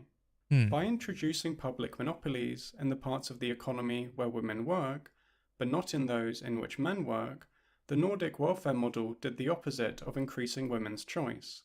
The system limited choice and opportunity for career advancement in predominantly women-occupied places of work.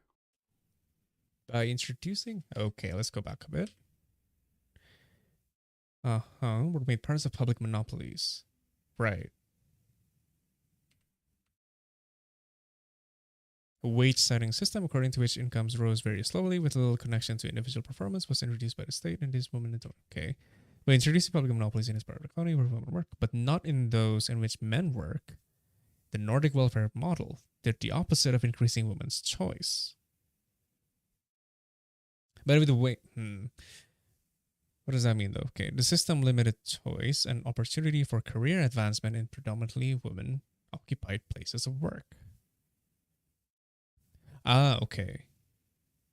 Okay. We're talking about within the women-dominated sectors, not that women don't have the choice to switch to the more to industries that are more dominated by women men. Work, but not in those in which men work. The Nordic welfare model did the opposite of increasing women's choice. The system limited choice and opportunity for career advancement in predominantly women-occupied places of work. The difference is that Sanandaji has a generally anti-welfare state outlook and hopes to equalize opportunities through the free market. But ultimately, we have the same basic analysis. So there you go. A right-winger agrees with me. Do with that what you will.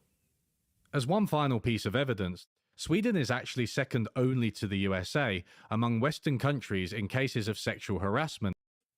That's crazy. How? When? Is it recent? Shit. Against women.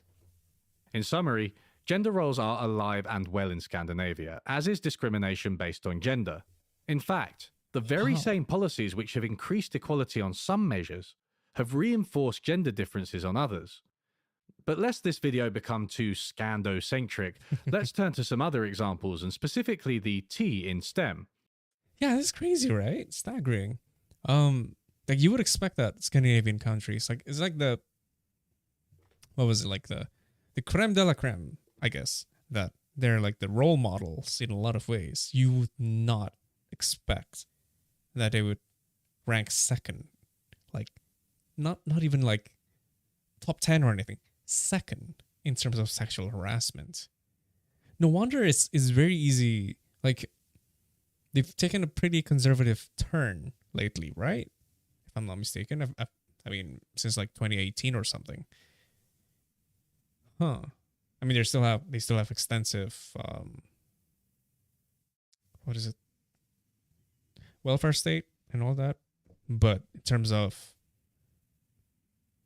their perspective on culture is still evidently conservative. I did not expect that. Ma Hicks has detailed how the British tech industry used to be dominated by women.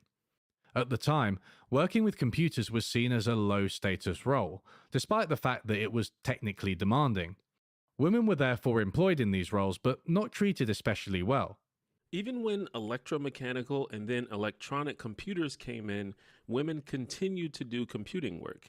They programmed, operated, troubleshooted, tested, and even assembled these new machines.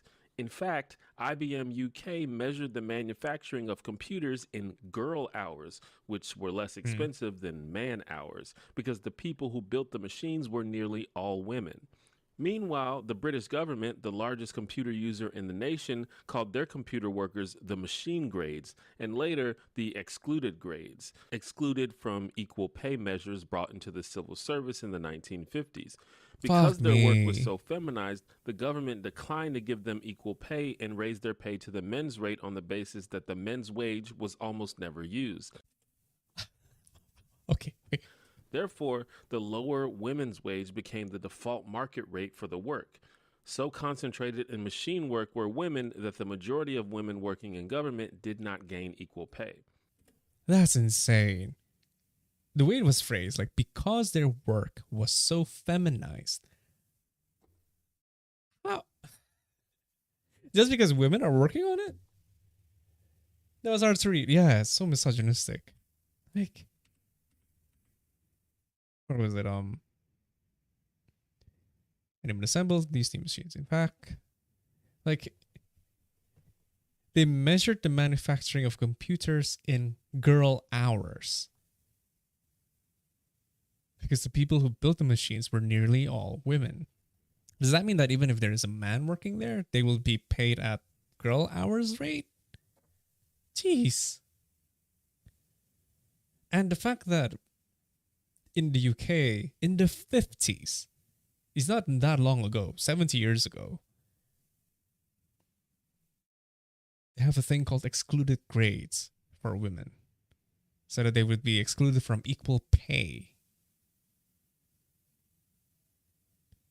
Fuck me. Equal pay measures became clear that computers were going to be kind of a big deal, it became increasingly difficult to deprive women of equal pay, positions, and respect.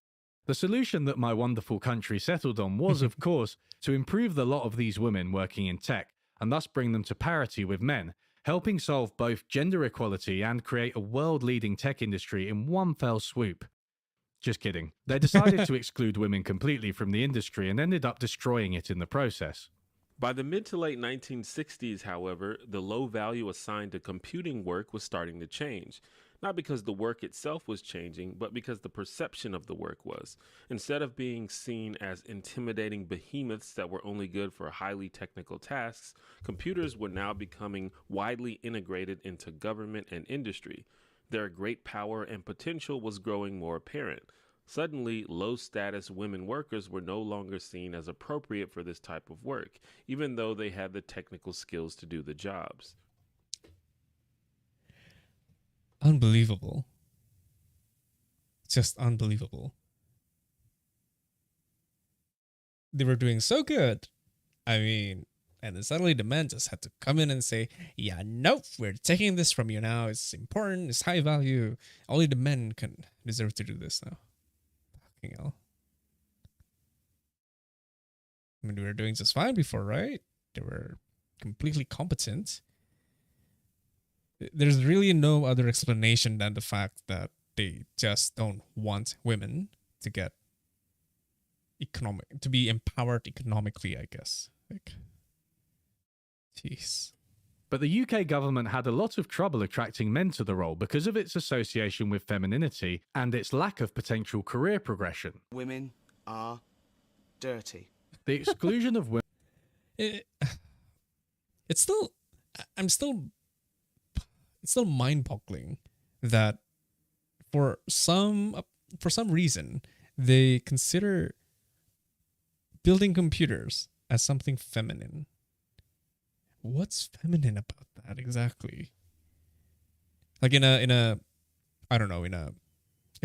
from a misogynistic point of view, from a modern misogynistic point of view, I guess.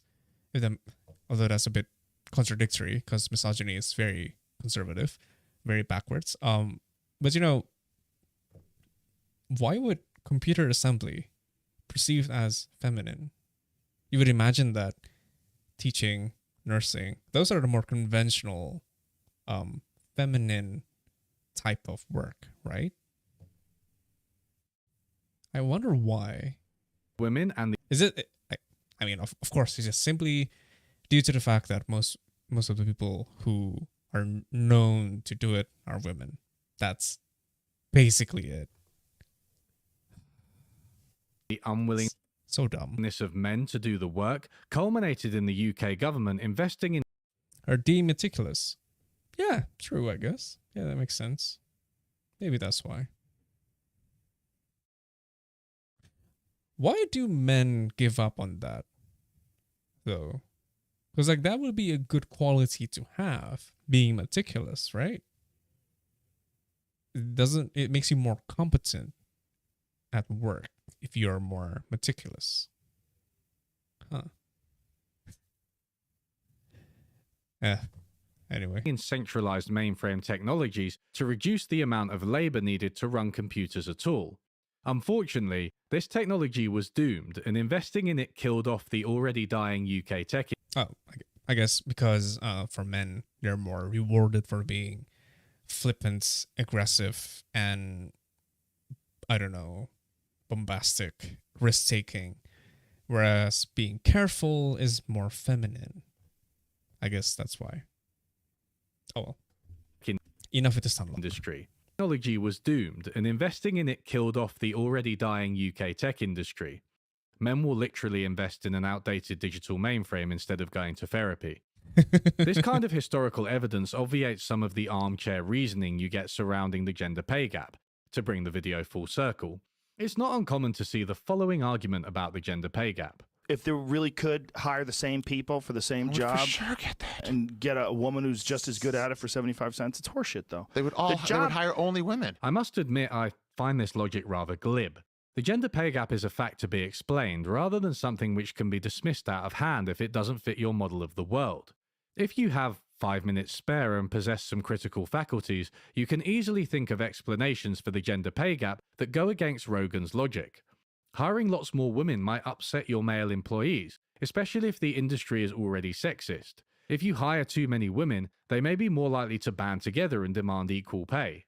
Customers can also be sexist, so perhaps women aren't hired for a client-facing role because customers wouldn't take them as seriously. Well, you're not the landing party we expected. I was about to say, I think this is in reference to the initial clip that Yui used, but here it is. Here's the clip, because it's for client-facing roles, you wouldn't be taken seriously if you're a woman, or say if you're too young, even sometimes. That's why that, especially in government projects, I guess, it's more expected that someone with a senior role or position are expected to do the presentation instead of someone at the junior level. Whereas when you're working for the private industry, well, international ones, I guess, or international donors, it's more acceptable if people holding junior positions to deliver the presentation. Because, like, I forgot who mentioned this, that one of my colleagues, he went to it's not even a woman, like, he's a dude, he's a man, and he went to meet a client from the government side, and when he gave them his business card, they felt disrespected because he's still a senior associate, my current position. They were expecting someone at least like senior manager or even the director themselves to deliver the presentation or meet them face to face. Fuck me, right?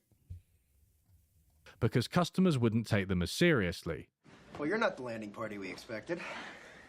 Would you be able to tell him what's so special about your panties? I don't want to hear this anymore. It's so annoying. Okay. Businesses are not perfect. That's fucking disgusting. Vile. Rational, and markets aren't perfectly competitive. There can be bias in hiring decisions for a long time. In the mid-20th century, it was simply seen as ridiculous for a woman to be the boss of a man, so it didn't happen.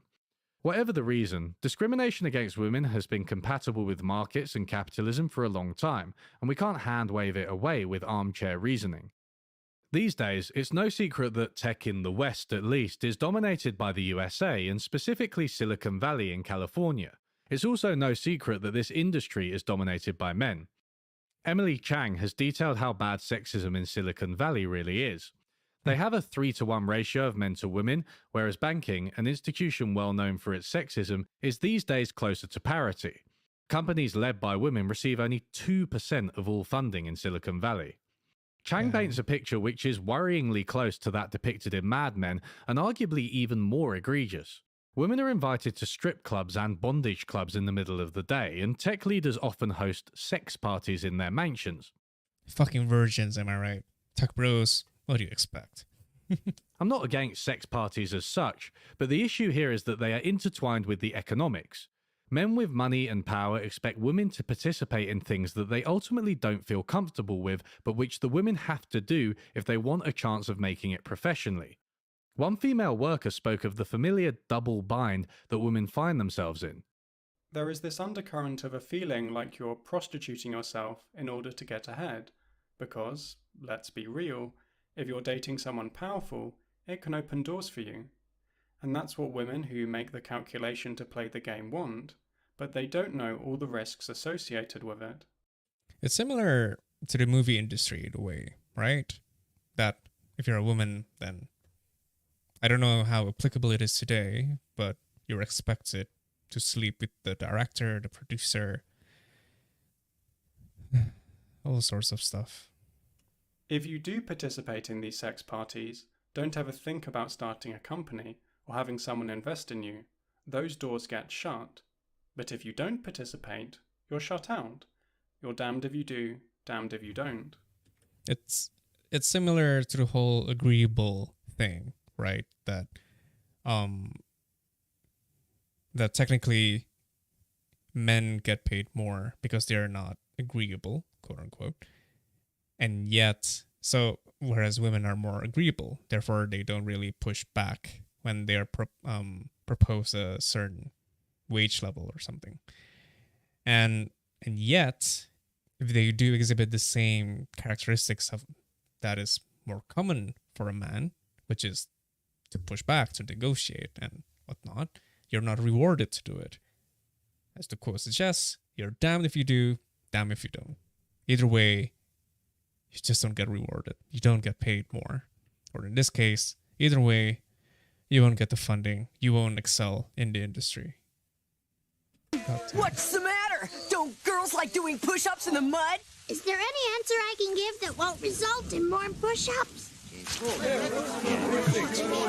No!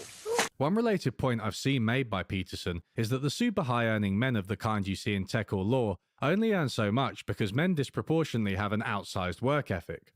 And they work 80 hours a week. And most of them happen to be men. And why is that? I wonder why. Maybe because women are disproportionately expected to stay at home and take care of their kids and whatnot and clean up the houses, whereas the men, they can just go back, just go home and just lounge and don't do anything about it. Fuck off. And working 80 hours a week, that's psychotic. No one should be expected to do that. Because there are a small number of insane men who will do nothing but work 80 hours a week. And no matter where you put them, if you put them in the middle of a forest with an axe, all they would do is run around chopping down trees. So the issue isn't why aren't there more women in positions of power? It's why are there any men insane enough ever to occupy those positions? I could say a few things about this. First, there's actually a negative correlation between income and hours worked, both across different countries and for individuals within countries. So, this is a good point because like back in my labor econ class and so the curve basically goes, how do I do this? Kind of goes like that. So there's a, okay, this is the camera. So maybe I should draw it. Can I draw it? Maybe I'll draw it on my note. Hang on, let's zoom out. Let's see if I can draw it using my tab and how it will show on screen. I thought it counted me out behind me. So it shows that inverse relation that initially with experience and whatnot, it will increase. The pay will increase with the amount of work hours that you do. But as you enter more senior positions, eventually it's not as straightforward as that. Is it that one? Okay. So essentially the graph looks like this. I haven't drawn such a long time. So this, I think this should be hours worked and amount of pay. I won't show. Oh, there it is. My awful drawing. And there's like something like this, I guess. Let's see when it will appear on screen. Go on, sync. Don't be shy.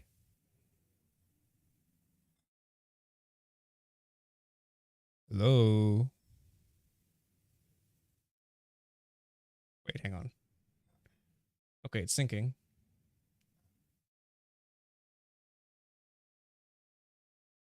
How do I force it to sync?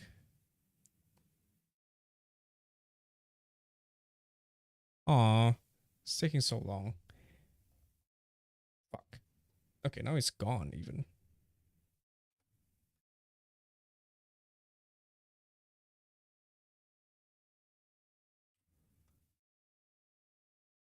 There it is. Yeah, that's basically how it looks, in a way. In a very poorly drawn way. So as you get paid more, eventually you don't have to work as much. It kind of breaks the myth about, like, if you're a CEO, you work even more. In a conventional industry, I suppose. I don't think it necessarily applies if you are a CEO in a consultancy, because yeah, fuck that. You would have to review your team's work during the weekends. At least that's what I see from my partner. Partner as in like someone who's higher than a director. I don't know why they're called partners in a consultancy, but that's how they're called. Anyway, but yeah, it's one of the. I think that graph just now is one of the introductory stuff that they teach us about wage relations with pay, with hours of work. Cleaners work long hours, and many low-income people even have multiple jobs or work overtime, but this doesn't translate into high pay. Lowly regarded jobs just don't pay that much, no matter how many hours you work. I could talk about this much more, but this video is focused on gender. Maybe just one more point about that is it kind of dispels the whole narrative about hard work, which is something that conservatives always try to emphasize, that if you work hard enough, then you can be successful, that you can, I don't know, like become rich and whatnot. It's just not like that for a lot of people. There's a reason why social mobility is a very important factor, because it's not just a matter of hard work, but also whether or not you have access to greater economic opportunities. I mean, you can, I don't know, beat your head to the wall multiple times, but if you don't have the means to do it, you won't break that wall. You won't break that glass ceiling, or whatever terms you wanted to use. It's, yeah. Anyway, again, like you said, this video is more about gender.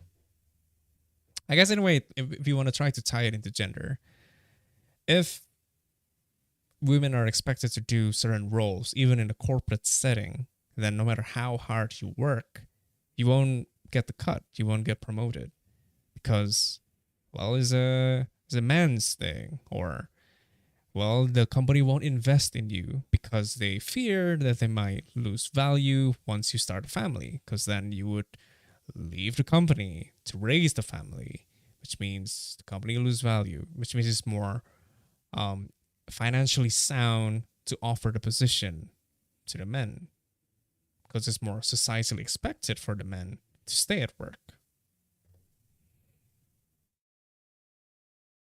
It's sad. And what I'm pointing to here is potentially a reverse causality. Not pay, rank, and prestige resulting in men choosing the better occupations, but the other way round. Which gender, and more broadly which type of person, works in a role impacts how well it is regarded and remunerated.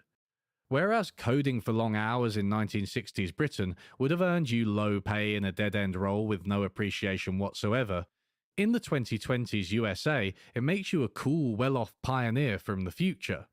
Even if your tweets are indistinguishable from those of a 14-year-old with access to Reddit. And you have literally the worst Elden Ring build imaginable.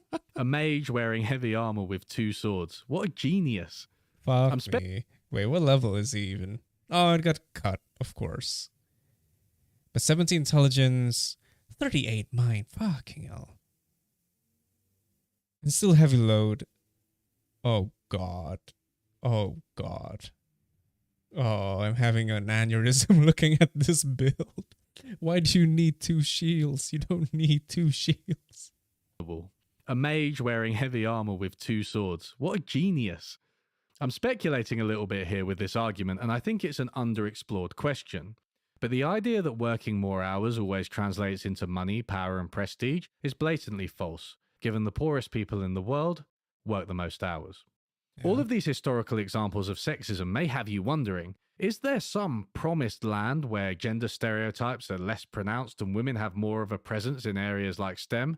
Why, yes, they're called Look Outside the Fucking West. This graph shows every country where women make up more than 50% of science graduates. Iran, Oman, Saudi Arabia, and the United Arab Emirates top the percentages of women among science graduates. That's interesting as well, because you would imagine that these Middle Eastern countries to be extremely conservative, right? If not fascist leaning even. And yet, for those that actually allows women to get higher education, they are actually overrepresented in these fields of study. Shown in light green, with Iran almost reaching 70%. Mongolia, Greece, Palestine, and Azerbaijan are near the bottom, closer to 50%. Notice that on this graph, only Greece and Italy would be considered Western. Looking at these countries, we can group them into two main categories, both of which I'm sure Peterson would love. First, the Muslim world. Second, the former Soviet world. And yes, that's because it was Soviet. These areas of the world have had very different cultural and economic factors, which have resulted in vastly higher representations of women in STEM. Tunisia has a school system which allocates children based on their grades, which organically results in more women in science. The only female Fields Medal winner, the Fields Medal is like the Nobel Prize of mathematics, was Mariam Mirzakhani, an Iranian-American woman. And I don't think that's a coincidence that she happened to be Iranian. Iran has very good rates of women in science. They don't have the same stereotypes for some reason as Europe does. So I think really this reflects a historical fact. This long legacy of exclusion is the reason why in Europe we still see this lag, women catching up. We're still working so hard to change the culture because for so long the culture was so against women. I wonder if this has something to do. I wonder if the system in whatever country that they were mentioning just now has a similar system as Indonesia, where that students that are earning higher grades are funneled into the science class. Maybe that's why then, because they took the science class, science focus in their high school or whatever, of course they would funnel into STEM when they graduate. And as the previous study showed, there isn't exactly a significant difference in terms of number between boys and girls in their proficiency with science, math, and whatnot. So maybe that's why. The former, whereas compared to more Western systems, I think there's more liberty, right? And that's where the stereotypes, the cultural biases, societal expectation would have a stronger hold on the type of classes you choose. Maybe? I'm probably talking out of my ass here, but who knows, right? The Soviet Union also has a long history of encouraging women into STEM fields, and despite the fall of communism, the norm remains, with the region at rough parity between men and women in science. This propaganda poster from the 60s reads, "I will become a chemist." In a reversal of the early childhood results we saw earlier, and contrary to Ben Shapiro, East German girls are still much more likely to be confident and competitive in maths when compared to their West German counterparts. As Kristen Godsey points out, and contrary to Peterson, the USSR was organized to prevent women's care responsibilities from interrupting their scientific careers. Family responsibilities interfered relatively less with women's work, because the state had socialized many of the domestic tasks shouldered by women in capitalist countries. Childcare, public cafeterias, and public laundries, as well as an extensive network of sanatoria to care for the aged and infirm, meant less care work for women in the private sphere. And when an expectant mother took her paid, job-protected maternity leave, the state easily organized her temporary replacement with a qualified university graduate completing their mandatory national service.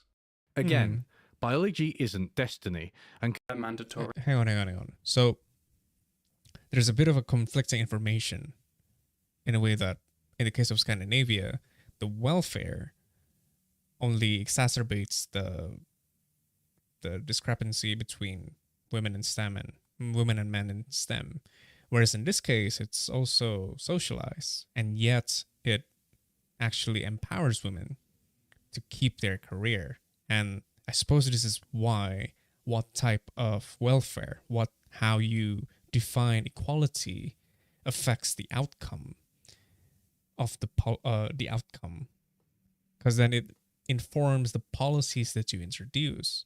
And I guess the key difference here, instead of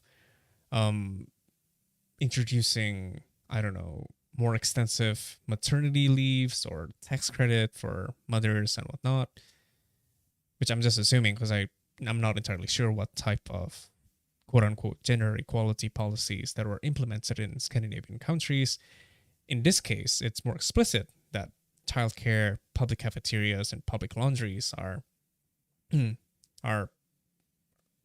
what was the term here? Are socialized. The state handles them, reducing the burden for women to do these care works. That's why they could still pursue their career. I think my cat just purred. Hi, Arnan. Yeah, so that's interesting. National service. Again, biology isn't destiny and can be managed with the appropriate social institutions. And the answer is clear. We need an Islamic communist revolution. Peterson and the gender equality paradox authors seem to have failed to understand that many Western countries, even the most progressive ones in Scandinavia, have long histories of enforcing gender roles, both culturally and through policy. Many non-Western countries still have sexism, of course, but they may not have quite the same associations that we do. There's something blind and a little Whiggish about assuming Western countries have unilaterally made more progress in gender equality across all dimensions. In terms of representation in science, at least, the Arab and Eastern European countries are just much better. If we were to have more active promotion of women in STEM, then who knows where it would lead. In our 185 years, we have never had a female cadet. But that seems to be the way the wind is blowing these days. After all, we have female singers, female motorists. Welcome aboard. There you go. Just one more point. More blind, but they may not have quite the same association. Western countries still have sexism, of course, but they may not have quite the same associations that we do. There's something blind and a little Whiggish about assuming Western countries have unilaterally made more progress in gender equality across all dimensions. In terms of representation in science, at least, the Arab and Eastern European countries are just much better. Now that's interesting, because I guess what's the term that he used just now?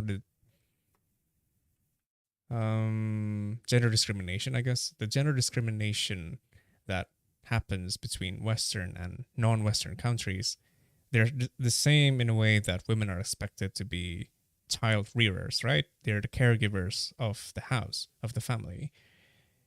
But once you enter the workplace, then the discrimination doesn't really happen in terms of like, and from the stories, from what Yui has been telling us, from the studies and whatnot, is that in Western countries, the discrimination leaks into the occupation, the type of occupations that you're expected to take.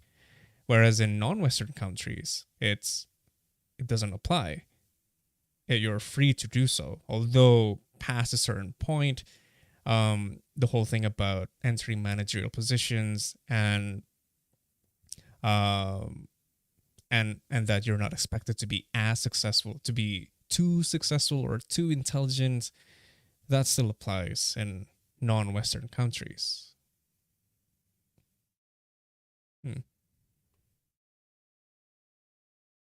It still baffles me though.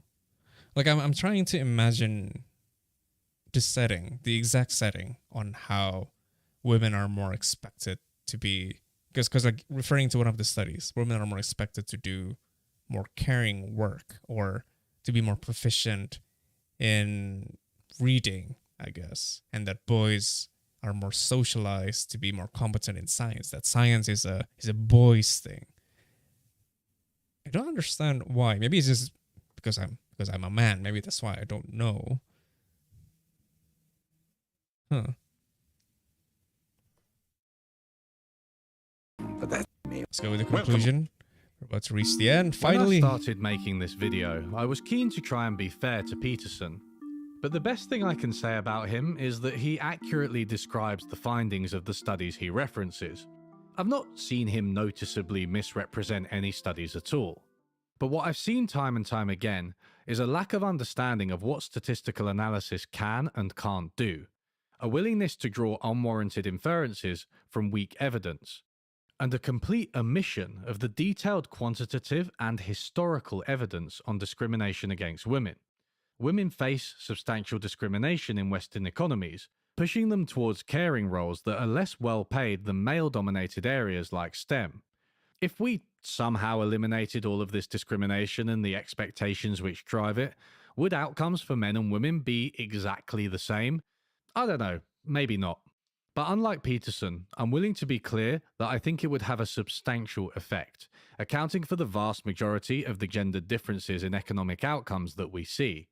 If I were to give you one takeaway from this video, apart from all the stuff about gender discrimination, it would be that the next time someone aggressively references the scientific and especially quantitative literature on any subject as if it agrees with them, take some time to ask, do the findings really support their interpretation, or are they just hiding behind them?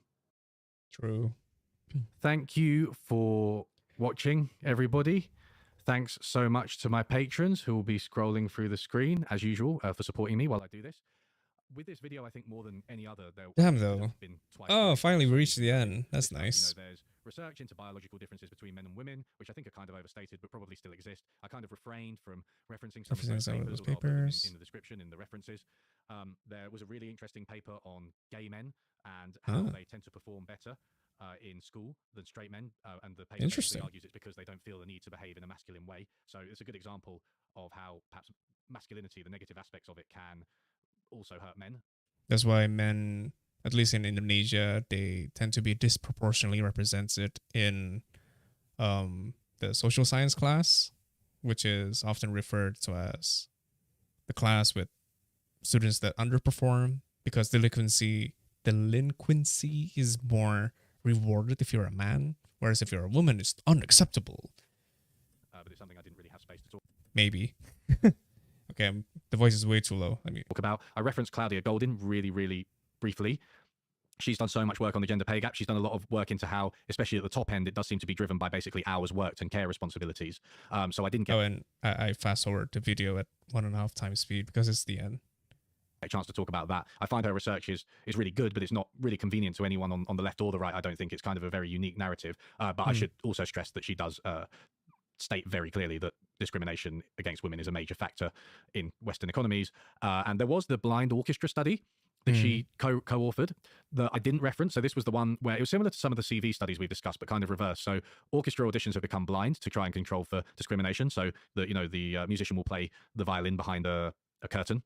And Goldin's paper did seem to show that blinding actually led to quite a big increase in women, but I actually think that study's been debunked. I think it had a really small sample size. It was in the year 2000. It's not as rigorous as we'd like to see. So I was going to discuss it and how it got debunked, but the video was already long, so I just left it out. The GGGI, the global. That's interesting. That I think this is a small tidbit.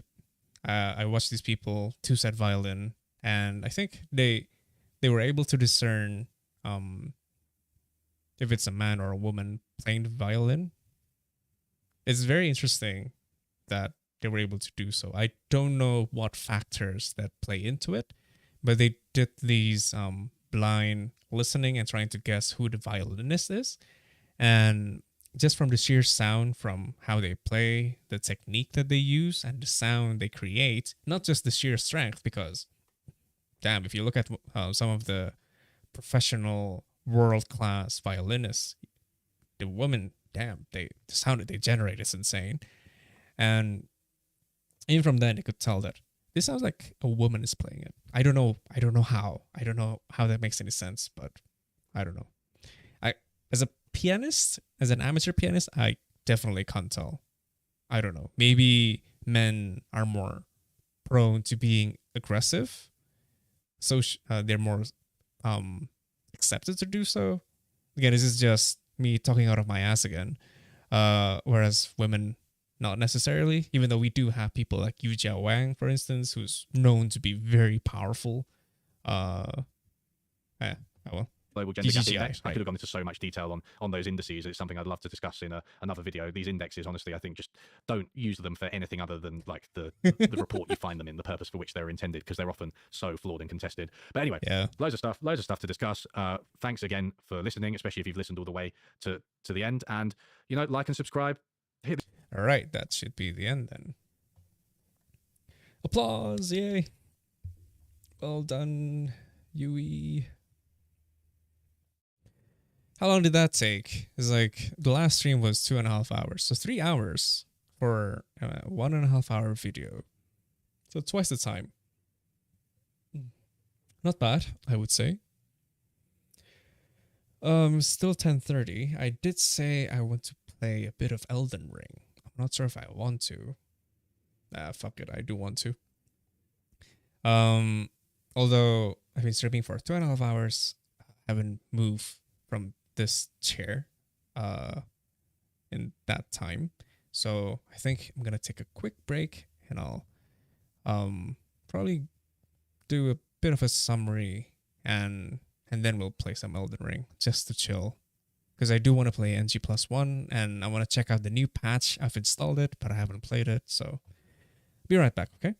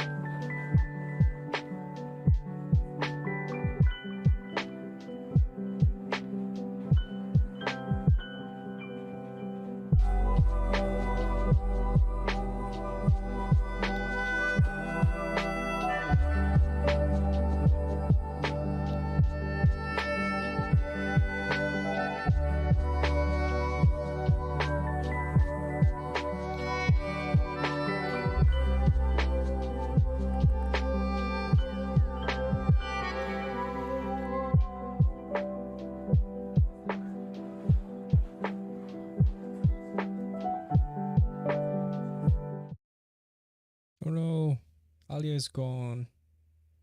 Thank you for tuning in, Alia. Hope to see you again in the next stream, okay? By the way, check this out. The current state of the cat.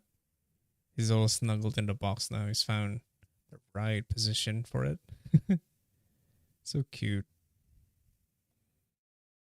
Last night it was a different cat actually who slept on this same box. I guess they found it very comfortable because it's very compact, I guess. I don't know. It's insane because like the other cat is actually significantly chunkier than he is, and yet she could fit just fine inside it. Okay. Whew. It's pretty fun reacting to the video. I would love to do this again in the future, maybe for other videos. I'm not sure what next though. Probably I do have a video about abortion that I want to react to from Loner Box.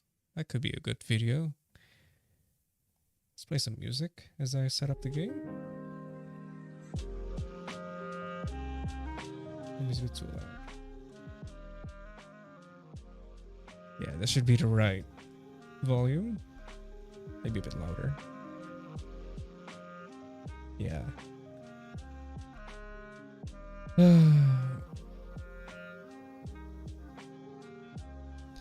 What did we learn from the video? A lot of things, honestly. Definitely the main thing is about the... What was it? The claim that even in the most gender equal country,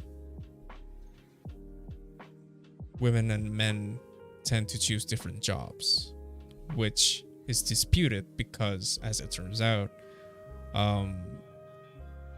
is based on pretty weak study, based on limited observations, and I wouldn't call it flimsy, but more like underwhelming statistical method, which is which is correlation, cross-country correlation, which, as Yui pointed out, is a very weak, one of the weakest statistical approach that you could use.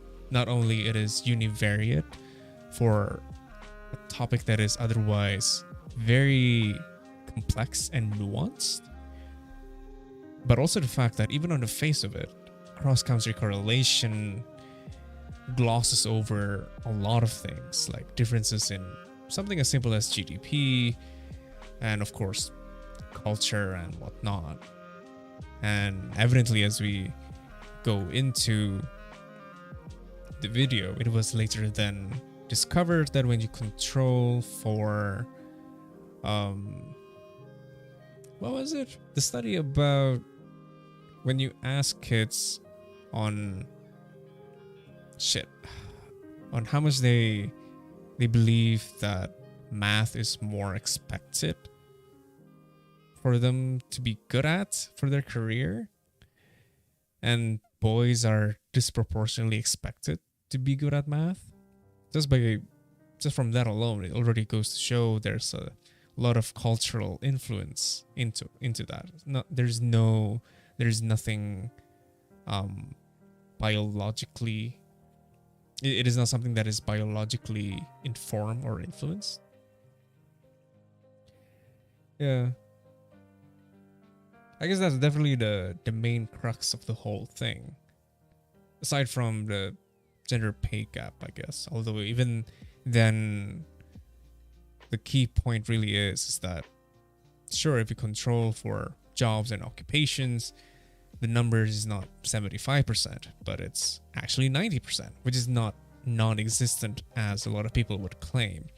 I think in Mooncat's video on I debunked the entire manosphere, I don't know why I use quotation mark there. She introduced the video with, making a caricature of these manosphere figures, pointing out, oh, there's there's no such thing as the gender pay gap because it's illegal according to the something something act. You're actually not allowed to pay people differently. But again, that's like only the icing on top, like the tip of the iceberg. Sorry, wrong analogy there. Because as you dig deeper, there are many reasons as to why that you should not focus on the 90% number, but the 75% number. Because, well, when you take into account hiring discrimination from something as which can already happen from something as simple as your CV, that's very alarming. That even by looking at your CV, just by knowing that the applicant is a woman, they get disproportionately rejected compared to men. So that informs the 75% figure, because then as they are disproportionately rejected, it means that they have less access to economic opportunities that could afford them higher pay. So yeah. And so that's one. So then the next narrative point would be, okay, why don't we introduce gender equal measures? And then that's where the gender equality paradox comes in. Because then when we say, oh, we need more equality, and then the rightoids would come in and say, well, according to this study, even in the most gender equal country, it only exacerbates the quote-unquote sexual differences of the type of occupations that men and women end up in. And then, as I've mentioned, there's more stuff going into it, and that the fact that the study that they're referencing uses flimsy methodology and minimum observations, and even the study that they reference acknowledge the fact that there are confounding variables that needs to be considered to explain the result. Because again, it's only they only show the result of the correlation. Again, correlation is not causation, so we need to take that into account as well. It's a very good video. It's a really great video that's very useful in trying to tackle the topic of gender discrimination in the workplace, especially. Because we'll see. Yeah, anyway. Okay, let's play Elden Ring. I miss Elden Ring. The nerf and improve rivers of blood.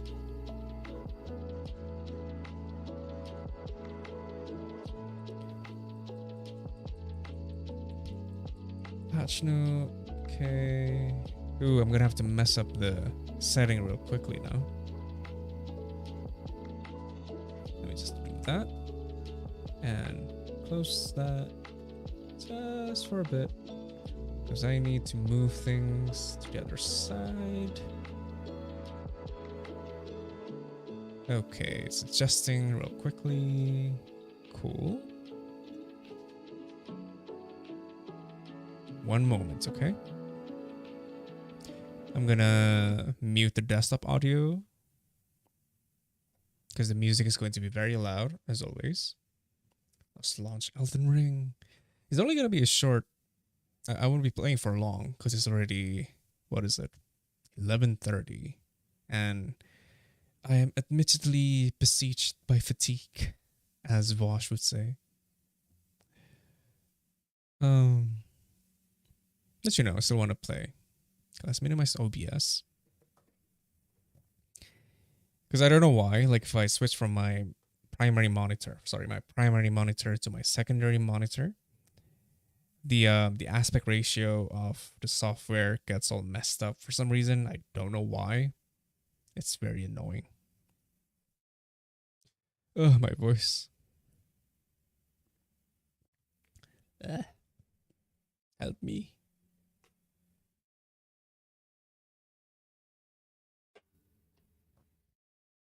Okay. The game is loaded up. Again, give me a sec. Where's the... Excuse me. Stream close up.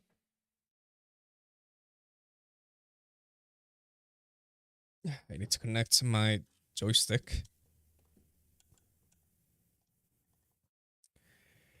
And now I need to do that.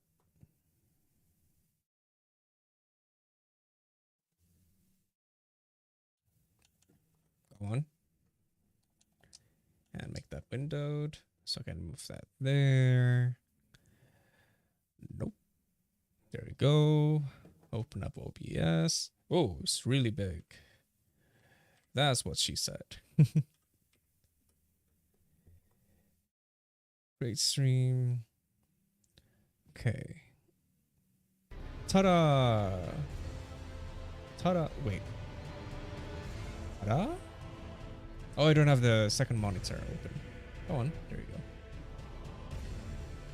Okay. Time for some Elden Ring. Continue. Is it different actually? Yeah, the camera is usually bigger. There you go.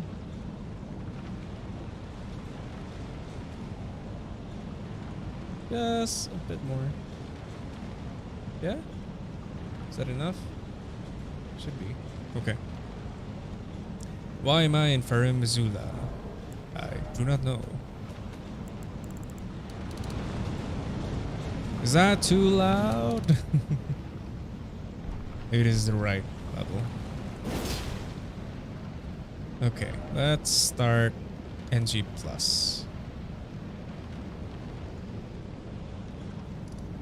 Should I? I think I'm good with the stats. I don't want to do anything else about it. Is there any other weapons that I want?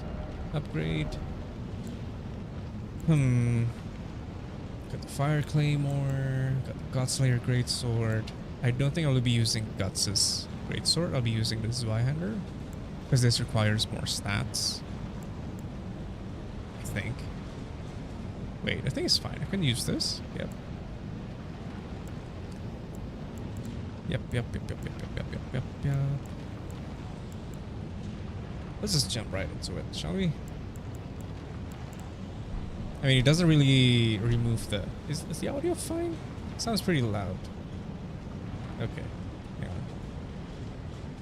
Let's do...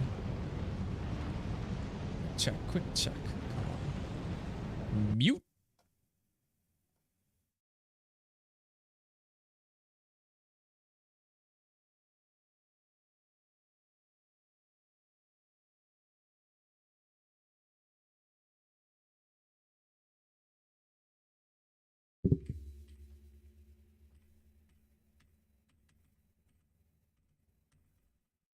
Come on. I think I need to mute the in-game audio real quickly because it's really loud.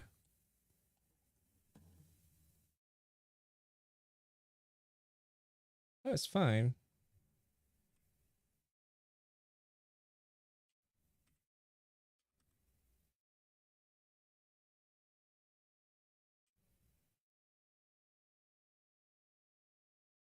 It's way too low. All right. Sorry.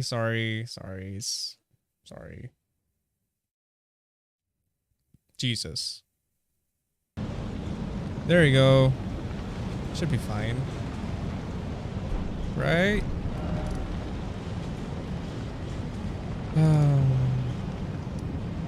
Ooh boy. Come on. Wait, what? Where's that voice coming from? I think I need to mute the in-game. Sorry, that was from my monitor. Alright, fuck this. Let's go.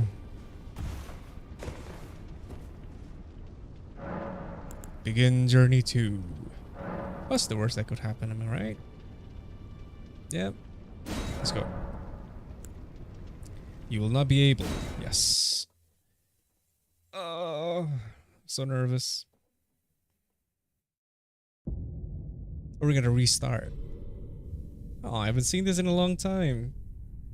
The fallen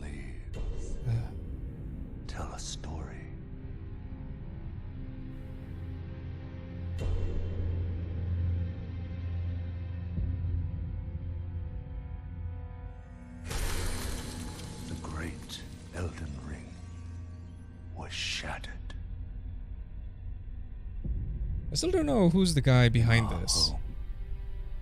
The one who's saying this. The lands between.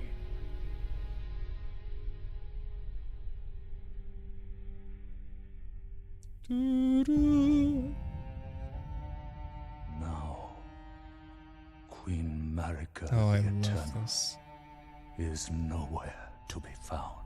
Such a strong imagery. And in the night of the Black Knives, Godwin the Golden was first. War flashback. Vietnam flashbacks. I do wish that we will get to face, what's his name? Godwin. Marika's offspring, demigods all. In the DLC. That would be nice. Claimed the shards of the Elden. That's Radahn, right? Facing Morgoth. I wonder what happened there. The mad taint of their newfound strength. Mad triggered taint. the shattering. And that's Rykard. Why is he so disheveled? Like in the painting, he has like beards and whatnot. Sorry. Oh, Melania. A war leading to abandonment by the greater will. I'll admit this is a bit slow. Could you pick up the pace, please?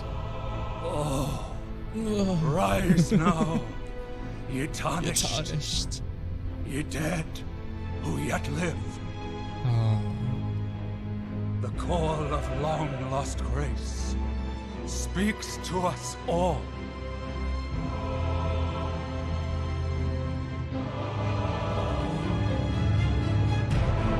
Horalu, chieftain of the Badlands, the ever-brilliant Gold Mask. Bit loud. Fear, the deathbed companion,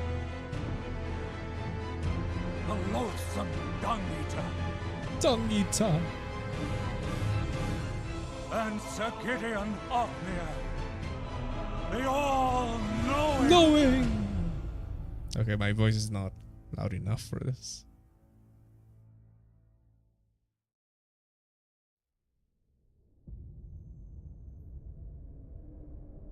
Okay, that should balance things out. Let me know about the audio. Other, whom grace would again bless. Oh, our starting class is the same. It's a vagabond again. Oh, we're wearing the same armor as what we wore before we start the journey, right? Yeah. Cross the fog to the lands between. To stand before the Elden Ring. Oh. And become the Elden Lord. So I shall. This game still hypes me. After watching all of the playthroughs and whatnot, it still hypes me. Wait. My thing doesn't work. Oh, we're not in the right window. There you go. On. Okay. Oh, someone just started playing. Cute. Hi. Though the path be broken and uncertain, claim your place as Elden Lord. Let's go.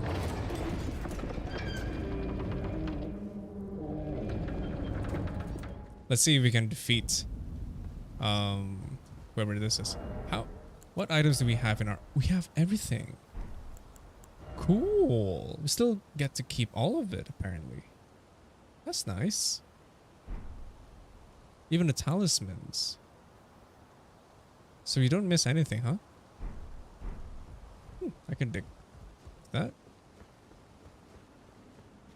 Let's see if I can defeat the grafted scion. Okay, let's just use one sword. Let's use good old Claymore.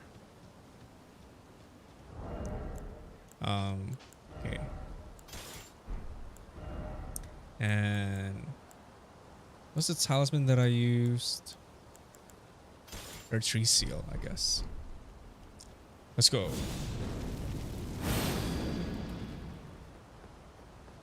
Come and fight me.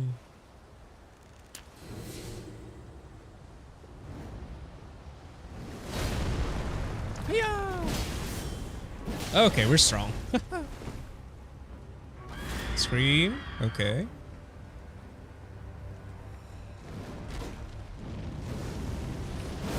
Shit. I missed.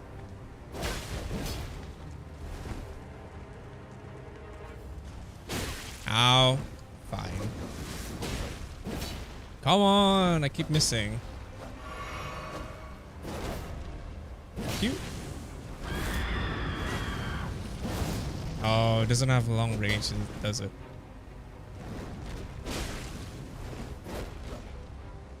At least the range is not as big as I thought it would be. Come on, let me hit you.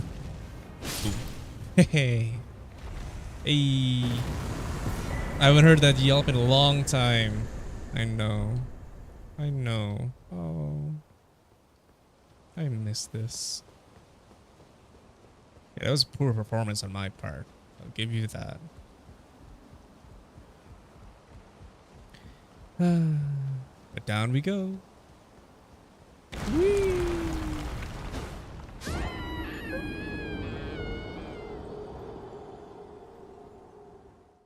I still find this to be a weird transition. In a way, that suddenly we find ourselves at the bottom.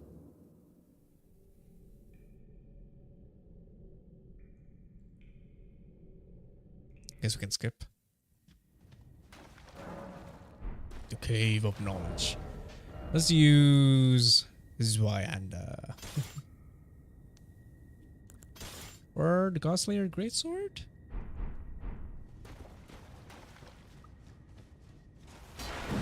Haven't used a colossal weapon in like ever, so it'd be nice to use this.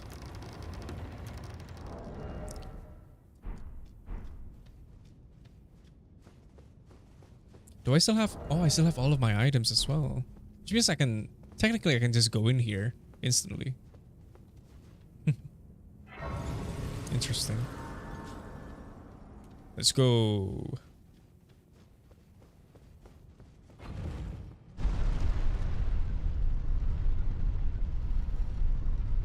Ah, I love this armor. The gold kind of complements the armor in a way. So that's nice.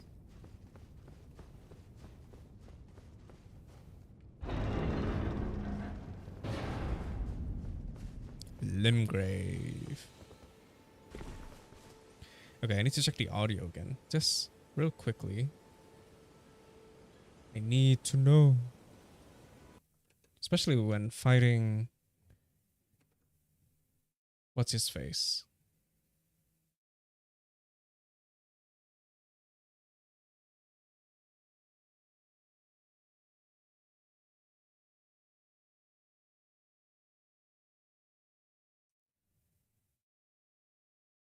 Okay, it's definitely better now.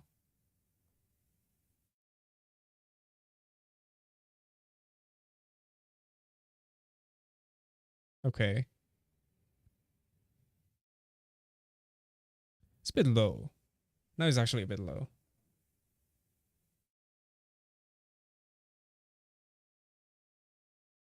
Let's try that. Okay. Haven't streamed a game in a while, so audio issues are bound to happen. Is it better now? Oh, yes. Tarnished. Should be. Come to the lands between for the Elden Ring. Yes, Of yes. course, unfortunately, without God, you are fate. I'm so tempted to kill you.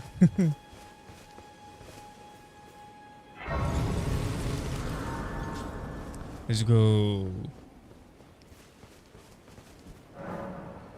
Oh, let's use... Sounds fine. Thank you, Google.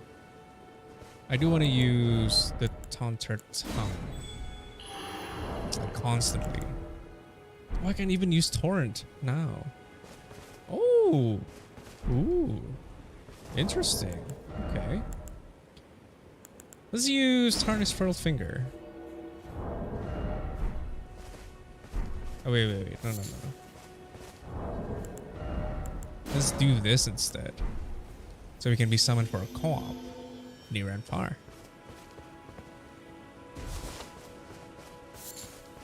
See where we're gonna get summoned. If we get summoned at all. I mean, it's fairly late. Hi.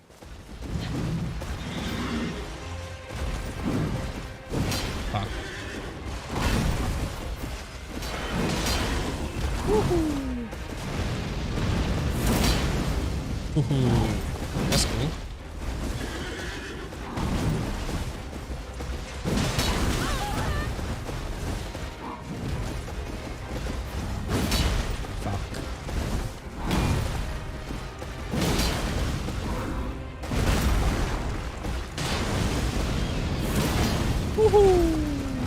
That's a lot of damage there. Wow, didn't expect that to hit me.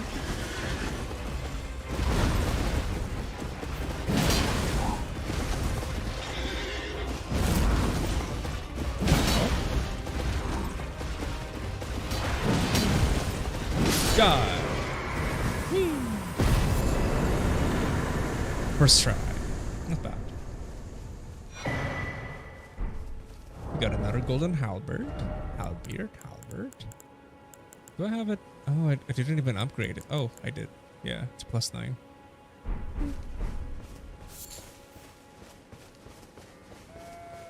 It's definitely good for PvE. The attack that I used just now. The Ash of War.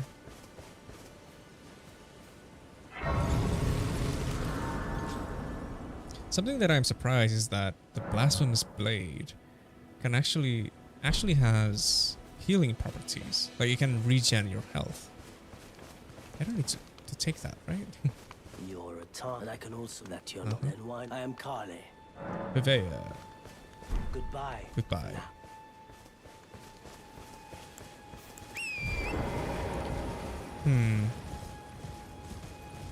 To what extent do I want to re-experience the game?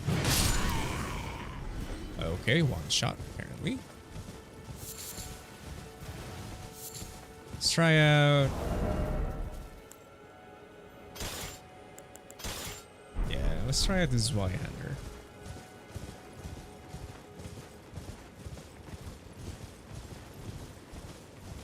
I want to send someone up.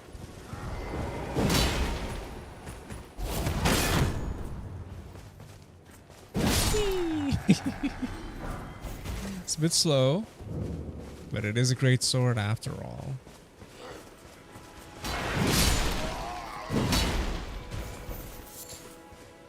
Hello? Nope.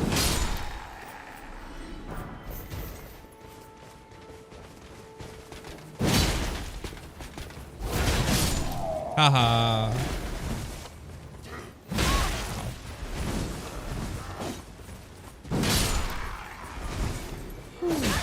Ow. Die.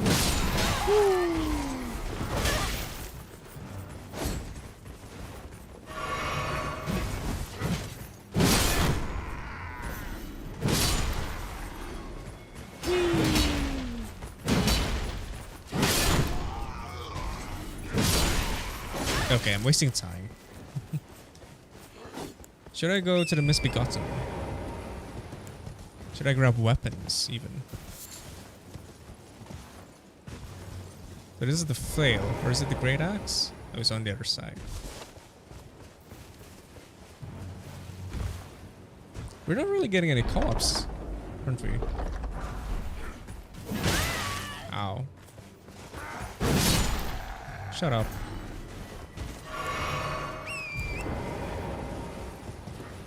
So I guess in terms of damage, we're still kind of overpowered to be here.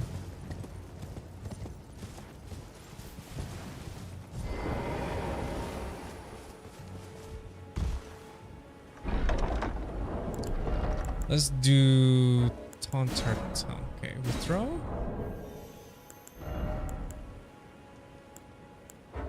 Wait, can't I do that? Oh, come on.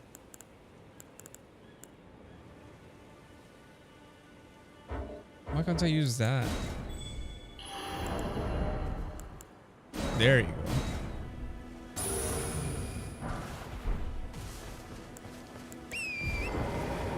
Let's see how fast we'll get an invader.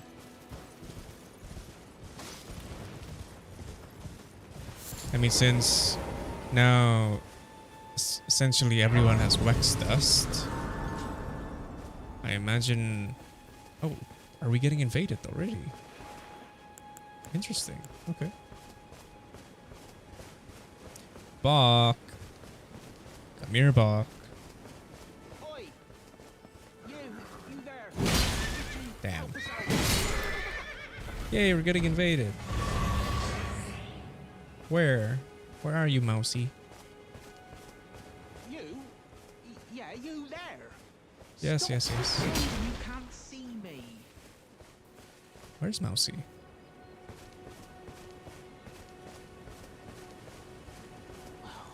Why won't anyone look me in the eye? It's your curse, that's I'm why. not that ugly, am I? Which one are you again? Oh, there you are. Hi.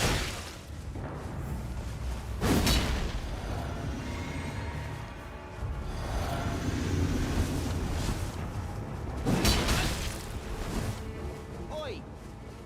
You there? Shush. Could you help us out, Cully?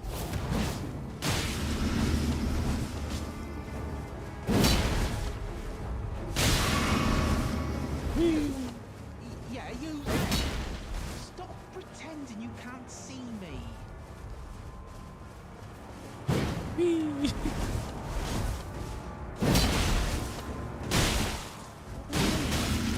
look me in the eye. I'm not that ugly, am I? Yay. You're not ugly. What's his name? Well, it's okay. It's definitely slow. Definitely need to get used to that. And I need to get used to using the roll thingy. The roll poke.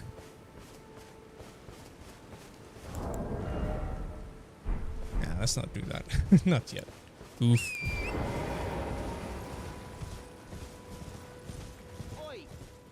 Yes! My god. So annoying. Could you help us out, Cully? Where is he? Is he this one?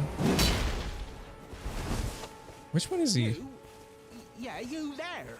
Oh, is this Stop one? pretending you can't see me. Shut up. Some clod turned me and you were just breaking. Thank you. I was, then I ended up. Uh-huh. Oh, when they. And so this is all I have. I hope. Or I couldn't then. Are you done? Right, I'm. Okay, bye. Don't die.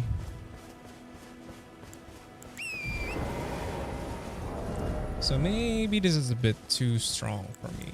Too heavy for me. Let's try this one. Let's fight the giant.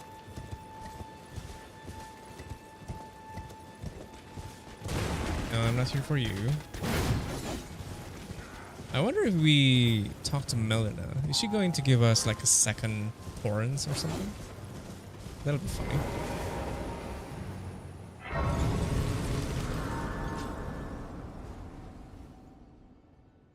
Cutscene time.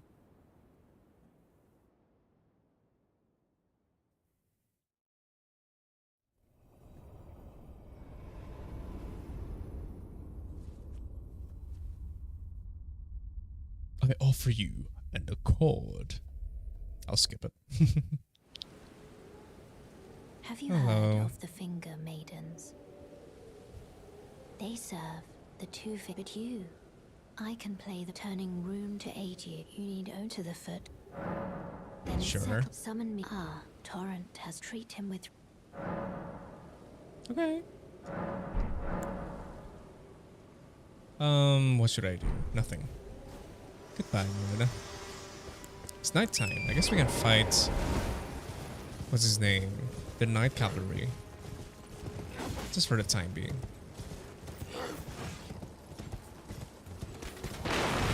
I wonder like how fast I can complete the game again. But at the same time, I still want to have fun. Because I miss Elden Ring. Truth be told, I miss Elden Ring. Such a fun game. Even with all of its quirks and whatnot, it's still a fun game. What are you doing? Determination. Hello. Ow. Not worth. Oh, he's not. I thought he's. Oh, it's an L2. Second L2.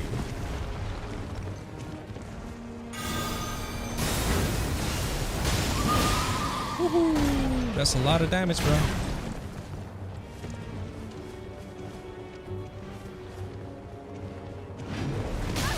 Ow. Come here.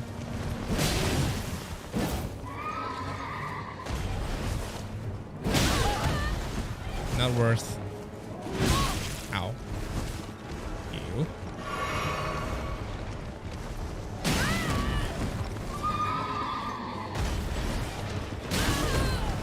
Okay, okay.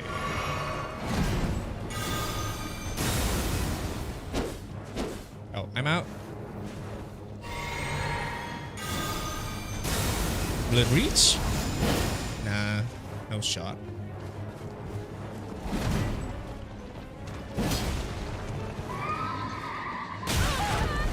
Fuck you.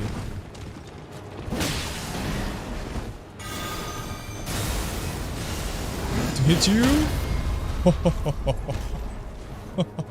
Oh, you're fucked.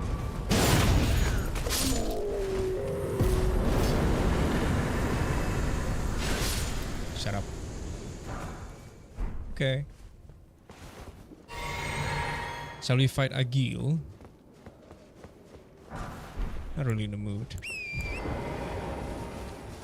Let's go straight to Market.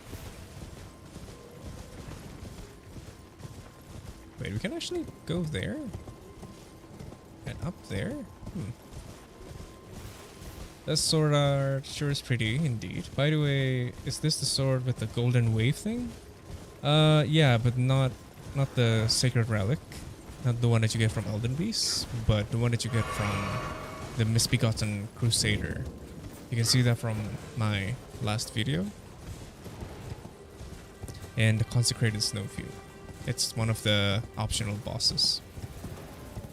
Damn! I already have 50k. They sure give more rooms, apparently.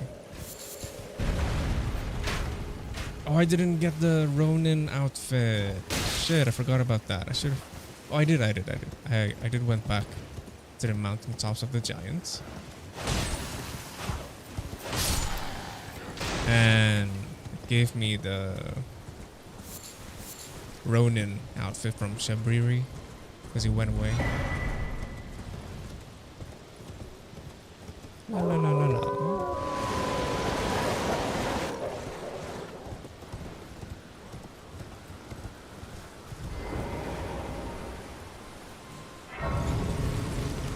Rodrigo.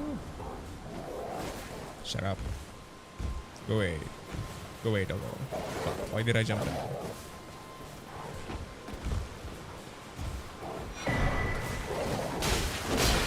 Push you not. Maybe not. There you go. Anyone else?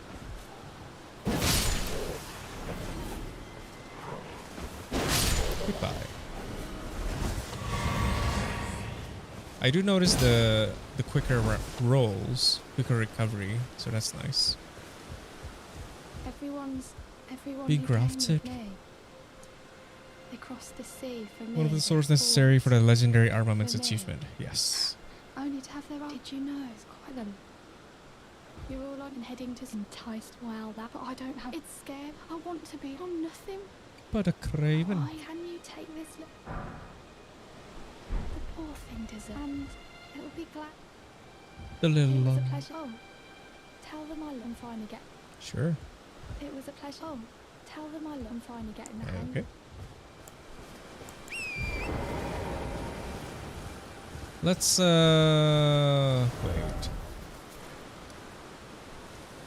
I want to do something first. Oh, we can actually see all the caves already, all the landmarks. Interesting. Even the NPCs. I want to talk more to Rogier, but first I want to go here just to kill Enricus, or what's his face? What's his name?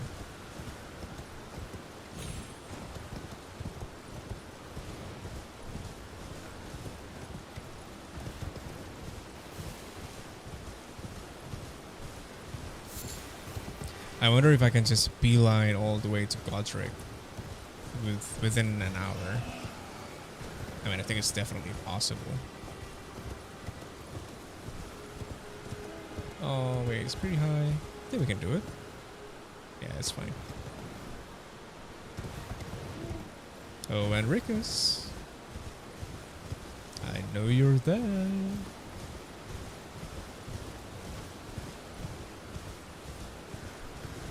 Let's switch to the banished sword. There we go.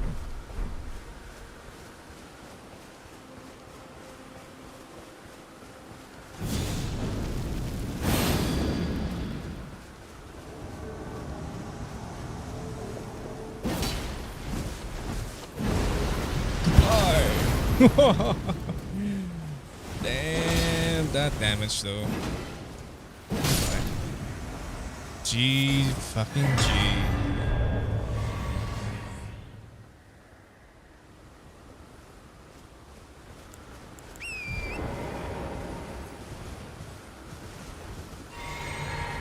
I have that thing there, the rune arcs. I guess I was saving it for fighting the Elden beast.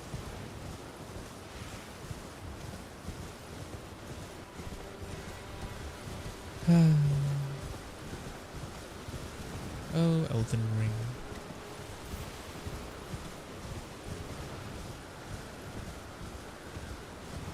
Wait, the Deathbird is going to make an appearance, right? I'm not in the mood to fight that. No way.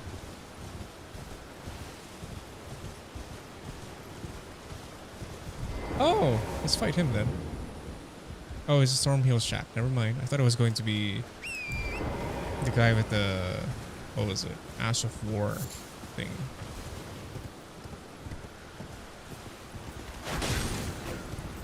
I suppose, what's his name? Joseph Anderson was right. That. Or was it Noah Caldwell?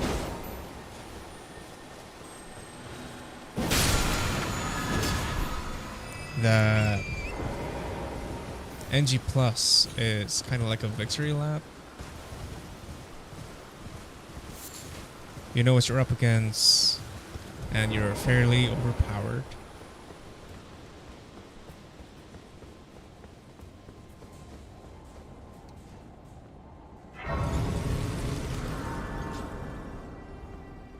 Let's go, Margaret.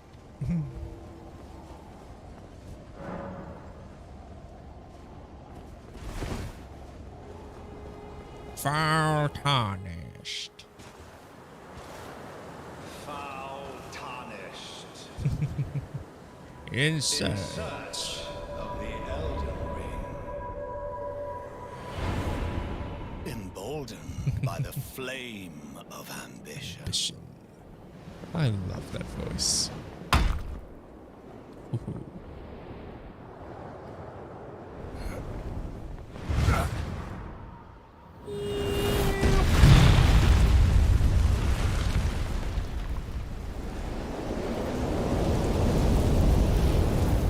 So anime. Must extinguish thy flame.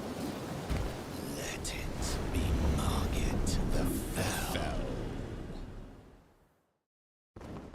Hello.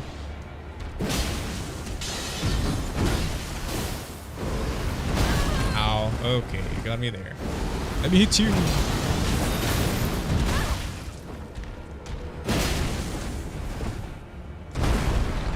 Forgot how slow you are. Shit. Thou art passing skill. Warrior blood must truly run in thy veins. Tarnished. How? Shit.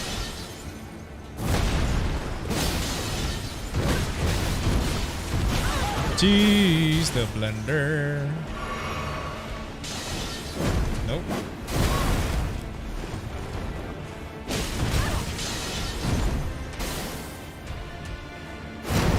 Fuck you. Done. Hehe. Not bad. Not bad. Tarnished. Smoldering with thy meager flame. Cower in fear of the night. The hands of the fell omen shall brook thee no quarter.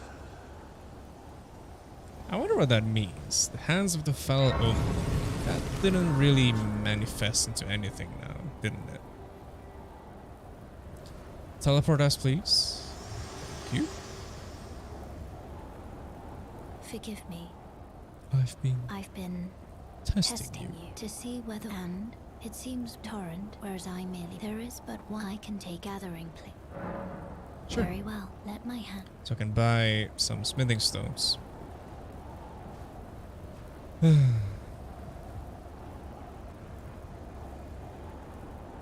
I need to activate my thingy. Turn on conservation mode. Cool. Hello, Corin. Welcome to the I teach, ink and explore so that one ensuring. By the way, Still do. most you are well. Goodbye. Ah, hello. I'm, well, the honor of one. By the way, she's my servant. Take your eyes off if you find her. I wondered that when he said I'm Dialos, like the hesitation there. She's a servant to my. She's been my. I've lost count of honestly. The hesitation is that he initially wanted to introduce himself as Oslo. Oh, this is a I can't very well. It is. I'll you a house guest. Remember you. Remember your place, newcomer. Skill and Rickus, maybe? Yeah, why not? Let's put him in a blender. With dual... What is it? Or should we use something? Ah, he's not upgraded though. Fuck. We do have the Giza wheel. One moment, okay? Let me... There you go. Hi! Let's go. Woohoo!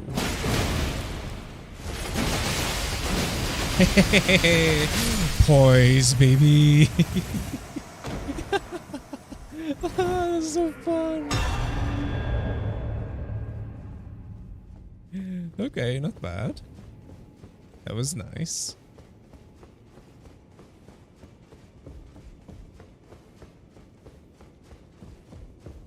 Oop. Okay. Not the lag. Got a second cipher pata. Weapon that I still don't know. Like, don't know its significance, I guess. Like, where is it from? Who used it?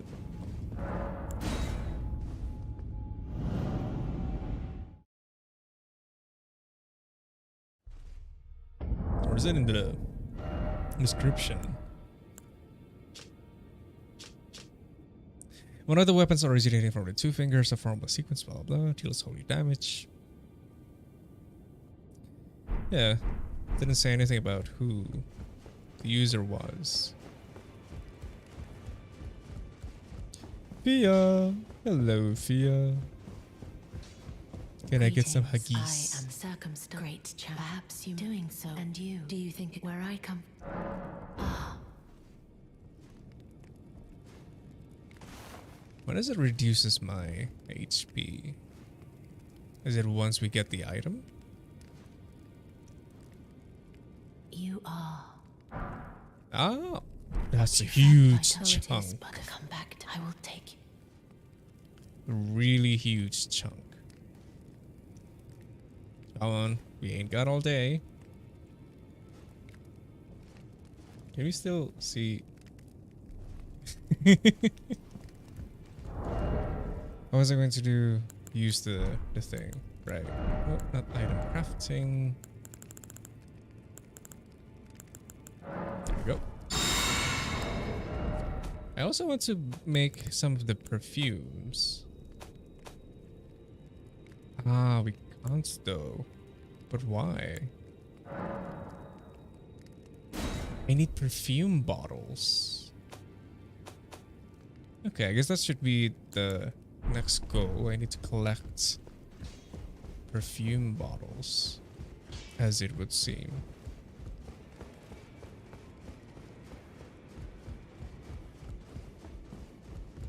Hello.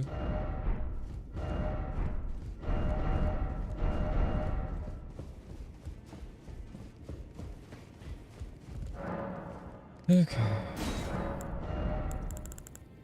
Thankfully, we can still buy all of these things. That's cool. Let's buy some more of these. Buy 6 more. So buy 12. Wait, one.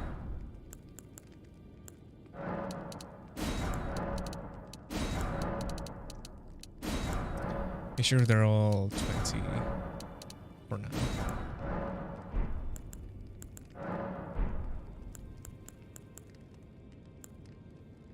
Alright, let's buy that. Alright, let's go into Stormvale.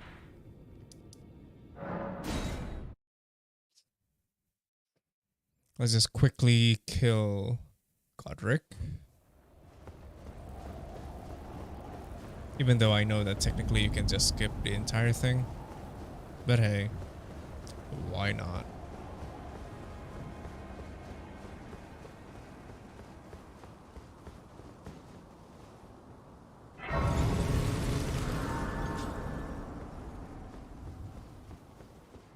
Hello, you little shit. Come on. It's tight. God, you'll breach. I'll use the main gate because I'm a chat. Open the gates! The gates! Open the gate! What weapon do I want to use?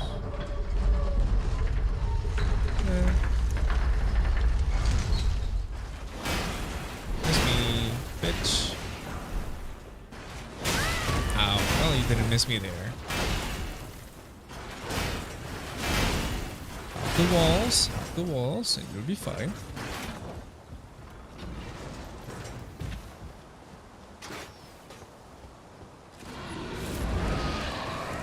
Hello, little kitty.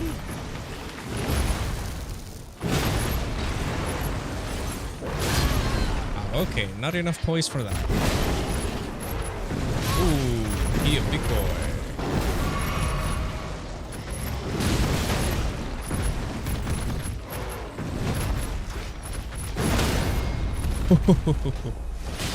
Here comes a blender.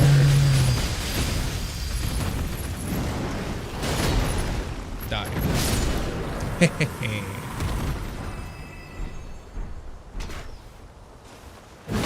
Ow. Ow. And ow. Kerchow. Chill.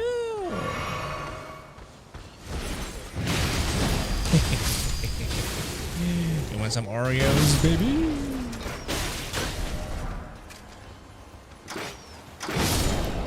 Ooh, so satisfying. Hello. Oh, we both missed.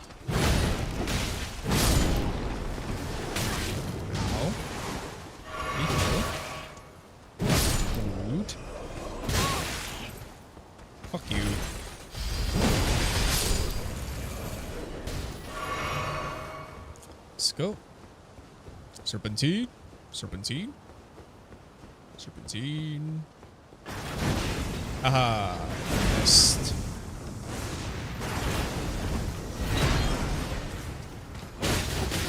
Ow. Damn. I appreciate the poise. Okay, let's unlock this bit real quickly. Oh wait, where's the grace points? It's not here. Fuck. Well, you're here. I'm not in the mood.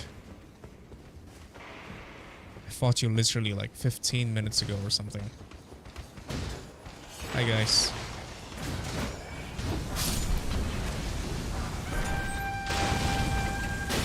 Ow. Want to enjoy the painting, guys, just real quickly.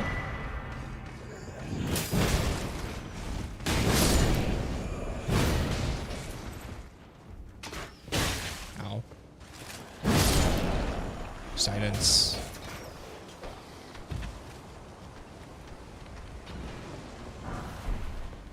Okay, let me grab this one. Shouldn't have done that. But alas, here we are.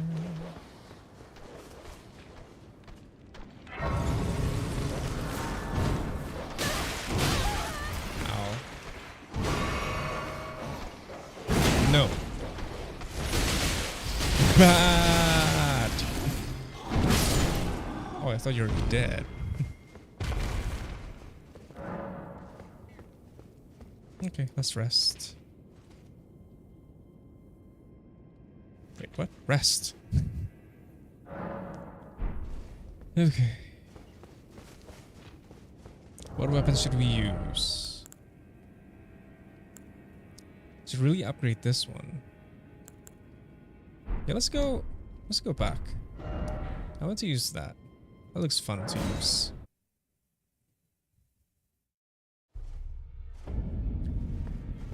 I'm surprised that it's not upgraded though.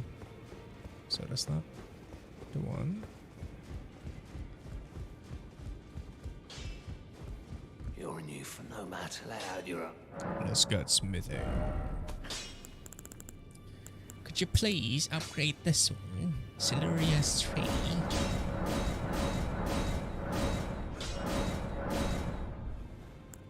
Cool. Thank you.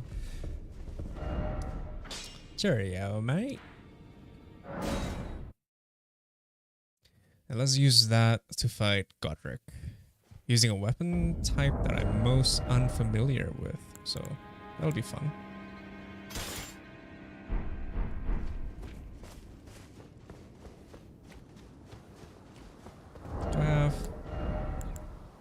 Come on, equip that thing.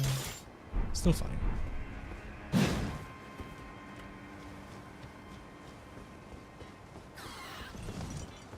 So great axes are even slower. Great spears, I mean. Pretty good range. Be proud. You were a Salamorian. Your only mistake was your choice.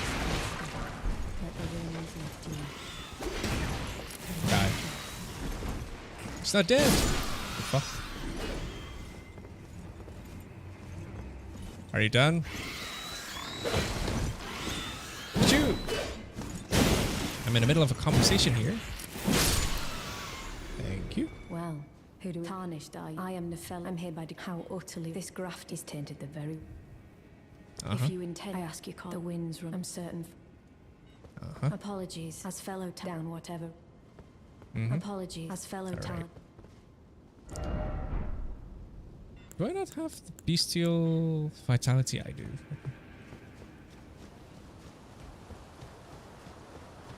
Let's grab some more golden seed for no reason. See how strong this is. Not bad. How about against normal enemies? Okay, instant annihilation. Okay, a bit weak.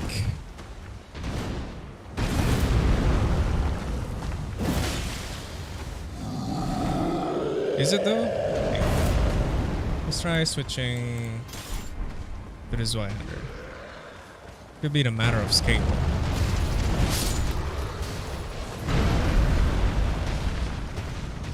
Come on.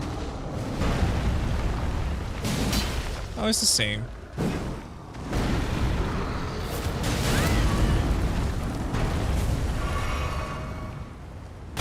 Ow.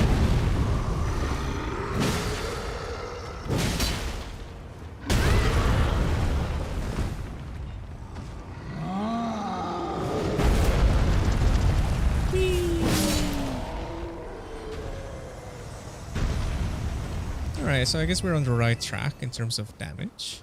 It'll be very disappointing if that's not the case.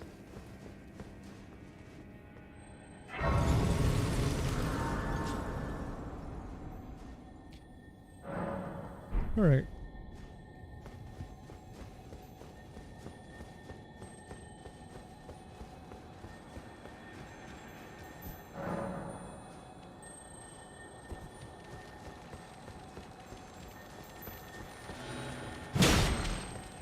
That's pretty quick.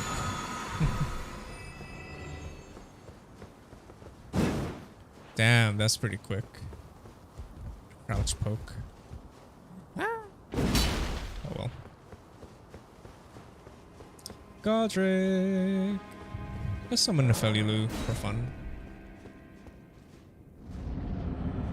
Let's watch one of the best cutscenes.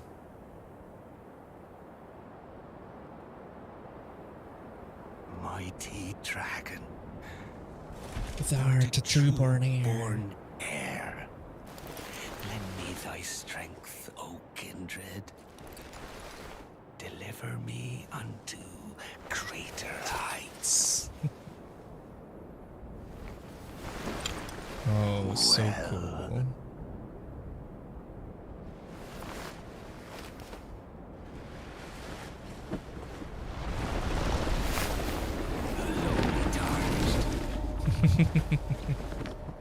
Playing as a lord.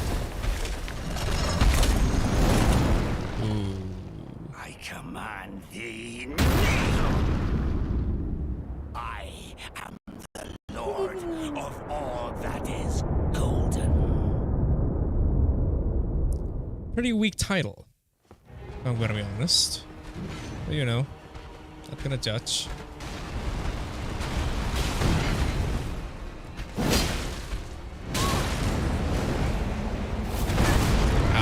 Stagger me, apparently.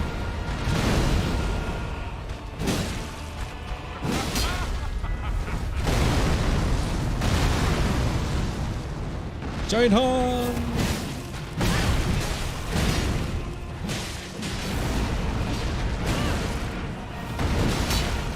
Leave her alone!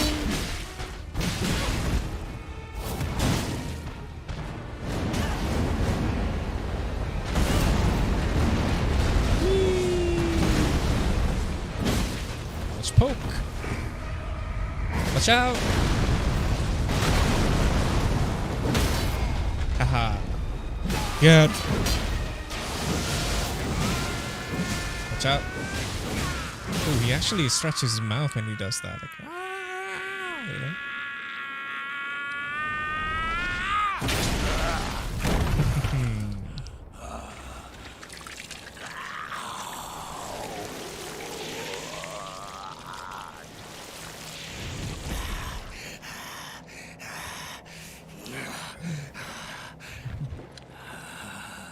Truest of dragons. Lend me thy strength.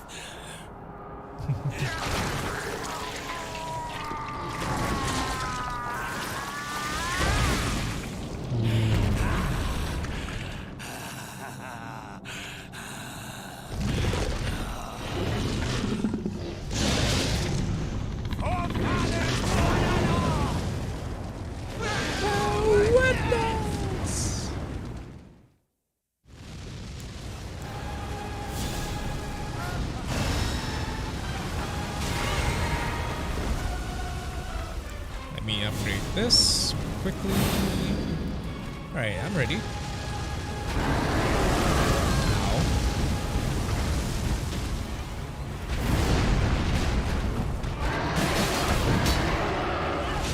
Hello? My damage? Hello? The fuck? Is there a bug? Ciao. Okay, there it is.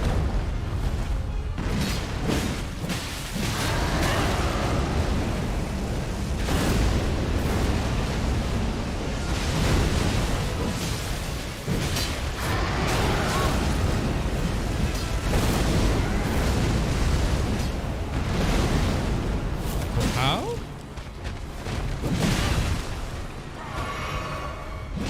Ciao. Here, before the family loot.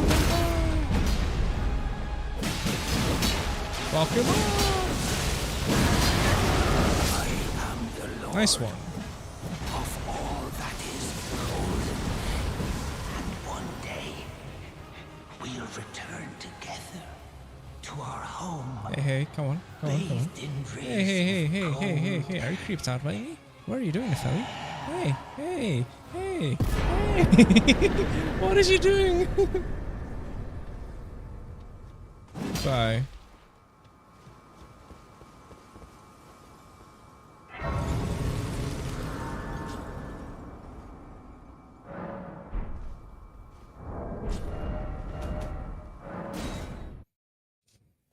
Cast by some more smithing stones.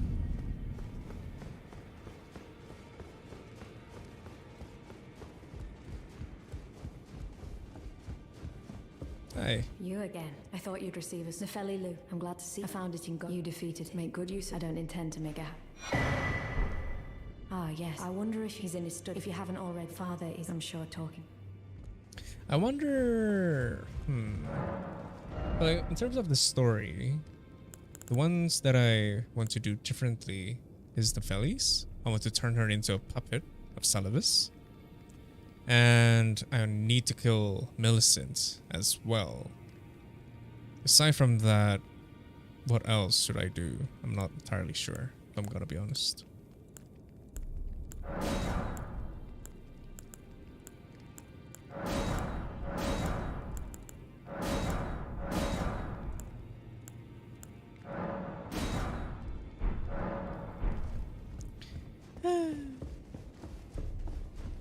There before me.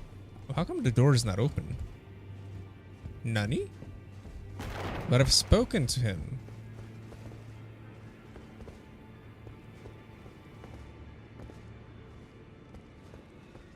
What?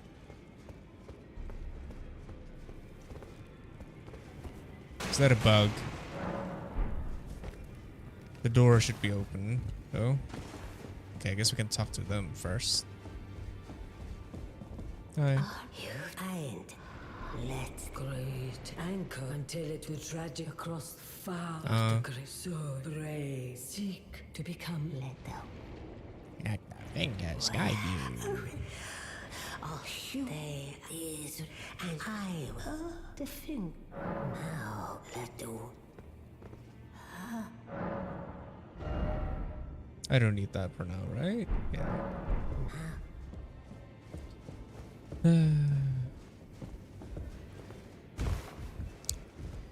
Is he going to appear here?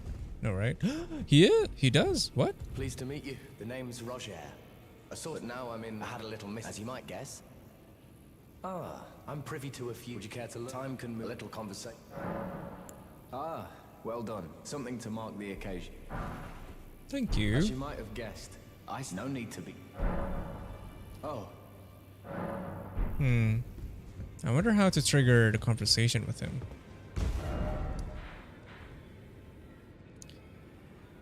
Ay. Shall we power through then? Defeat her.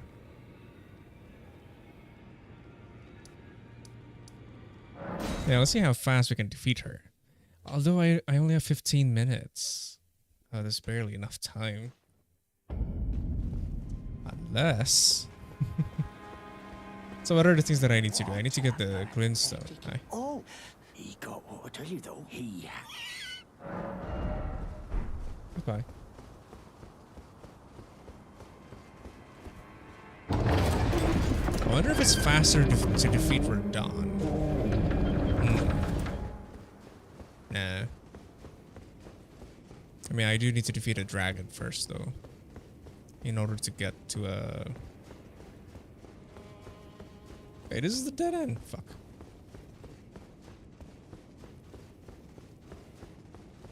To Liurnia. Sorry, to Raya Lucaria.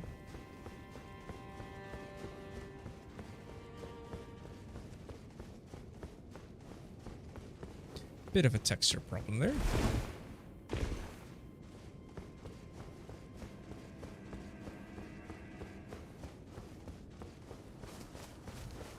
Welcome to Liurnia. Oh, I want to finish Hayeta's questline. That's another thing that I didn't get to finish. Wait, it means I missed something inside, because I need to give her something. I'll be there in 2 shakes. 2 shakes, okay? 2 shakes.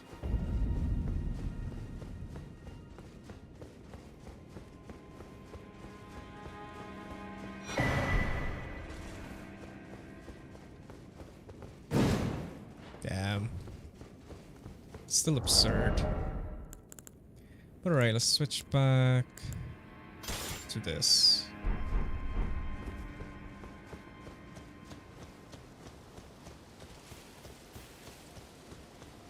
Can I use the full set?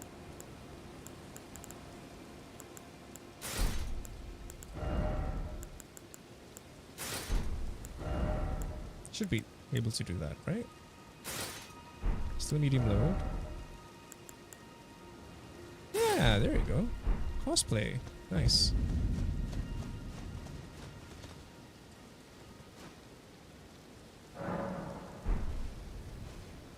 Hayata's not here. What? Oh, I should do something before she would appear. Isn't it? Fuck. Oh well, speedrun. Let's go.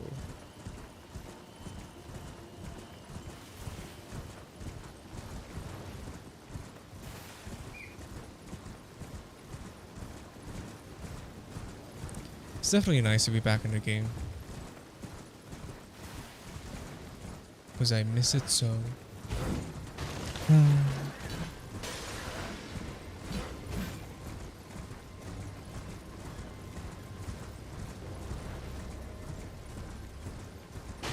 Let's turn this thing on real quickly. Because apparently you need all the grace points in order for the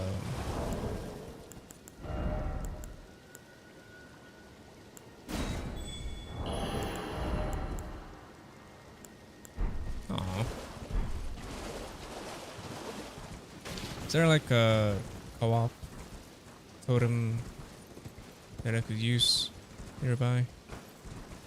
Hello?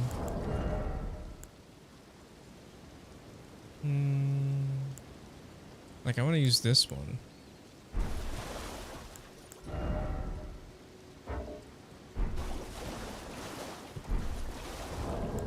Oh well, I guess we can do Counter Tongue, which I imagine is going to be very active in this area.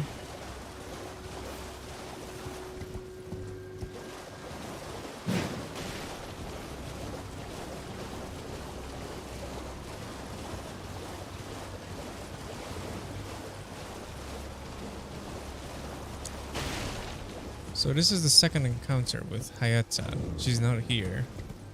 I must have missed something in the beginning.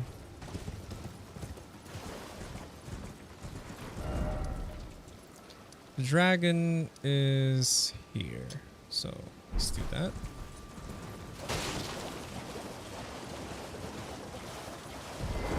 Oh! Getting invaded. Oh no. And the game crashed. Are you kidding me? Well. Oh, that's unfortunate.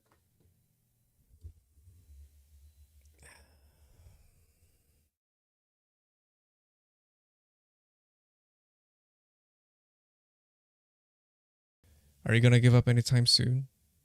Game? Hello? Yeah, there you go. Too bad.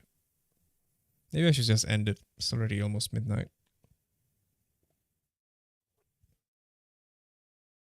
That was fun though, dipping my toe into the...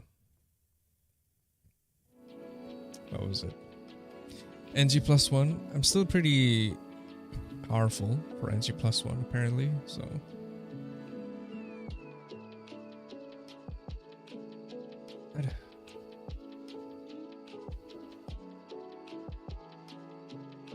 What a productive stream. I like this. Could be a nice little format. So we do something political for 2 hours and then we switch to a game and play for 2 hours. I guess it could be a format that we can stick with.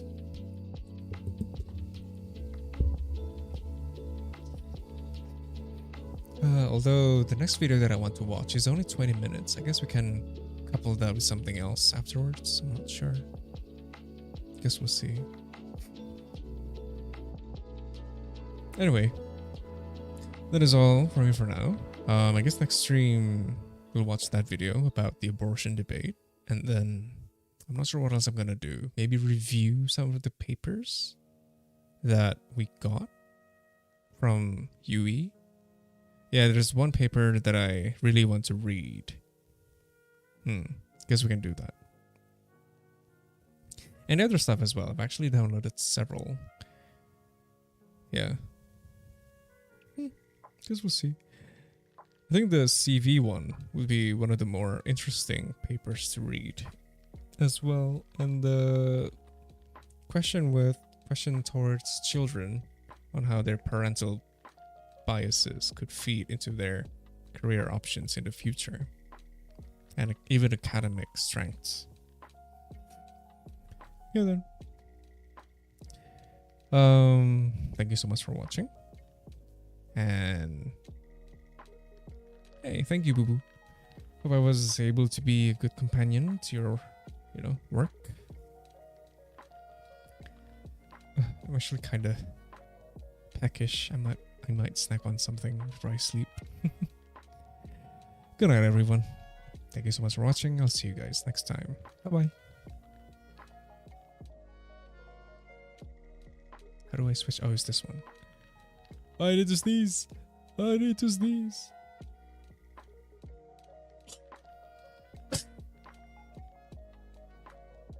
Goodbye.